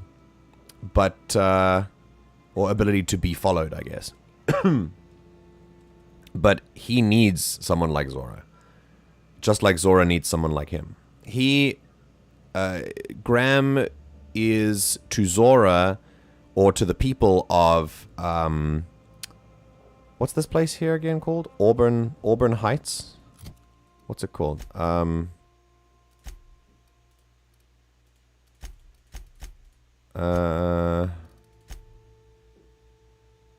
can't remember. But the iconoclasts, right? So we'll just call them the iconoclasts.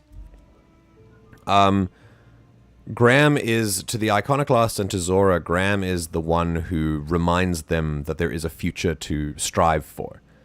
That they're not just eking out an existence here, that they're actually striving for something. And there is a philosophy behind what they're doing.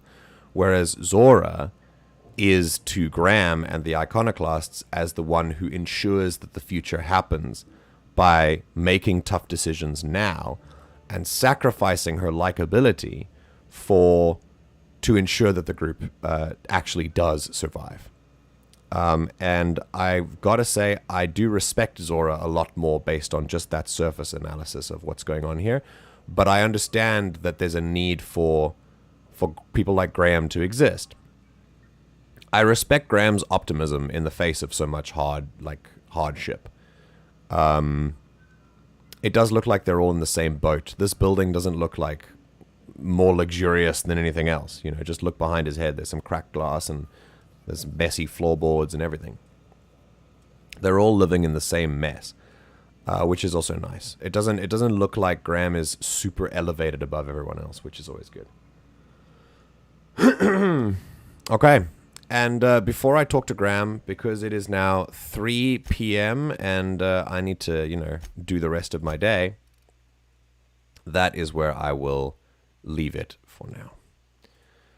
Wow. Man, guys, that was excellent. We had quite a few people stop by and join us. We made it up to 6 viewers, which we haven't done in a long time. That was great. All right, everyone. Get your last thoughts in. We'll be stopping the stream soon. And by soon, I mean like within 2 minutes. You're excellent. You're excellent. You're breathtaking. Remember that? That was a fun clip. Oh, goodness. All right.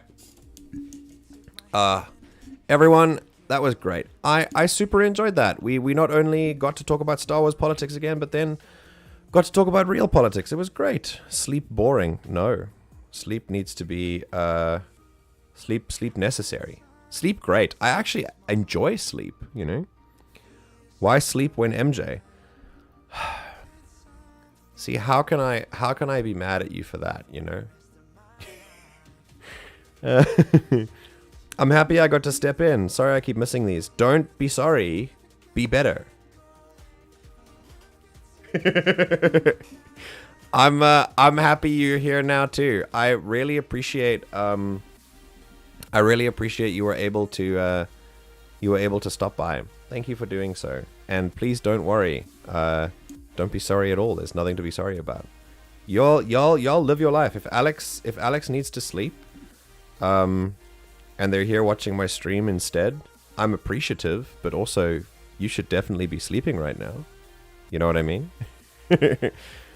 My last thoughts are, thanks so much for the hangout, MJ. Well, thank you, taters. I appreciate you. I appreciate all of you. You're all fantastic people, and I love fostering this connection with you through these streams. It's been fantastic. Well, we all know Alex isn't going to sleep. I know, but I hold on to hope, you know. I feel like sleep is supposed to be boring. If it wasn't, then it would be too stimulating to sleep. Sleep is only stimulating once you've woken up. I feel like it's like post-stimulating. Time to try and be productive and keep myself up till like 8 p.m. Yeah, good luck with that. Akil, you know me too well. I will never give up on you, Alex. Never. He lied. Oh, goodness. Well, everyone, it's been a wonderful time. Thank you so much. It is now 3 minutes past 3. Time for the radio personality to kick in. 3 minutes past 3. Thank you, everyone, for tuning into the Everything GM broadcast. It is Rest of My Life by Outshades. I hope you all stay hydrated today, and whatever time of day it is, I hope that it's a great rest of the day, wherever you are, and whenever you are. I'll see you in roughly 7 hours, 6 hours? Yeah, round about that. 7 hours. We'll be back at 10 o'clock for I'm not sure what. I'll go check the polls, see what people have voted for. For now, thank you all very much once again for tuning in. I always appreciate you being here, and I will see you in the next stream. Take good care of yourself and be kind to yourself, and I hope I'll see you around. Once again, this is Rest of My Life by Outshades.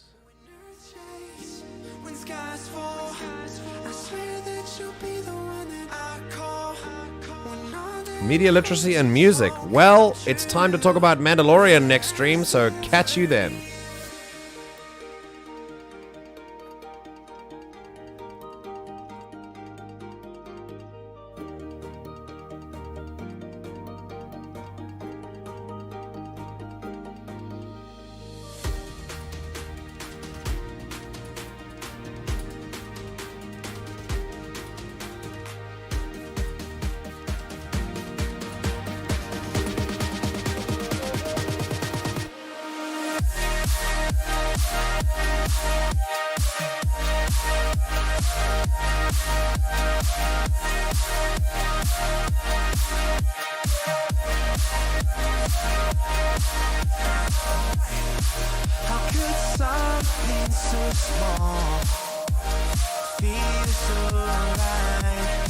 How could something so short for the rest of my life.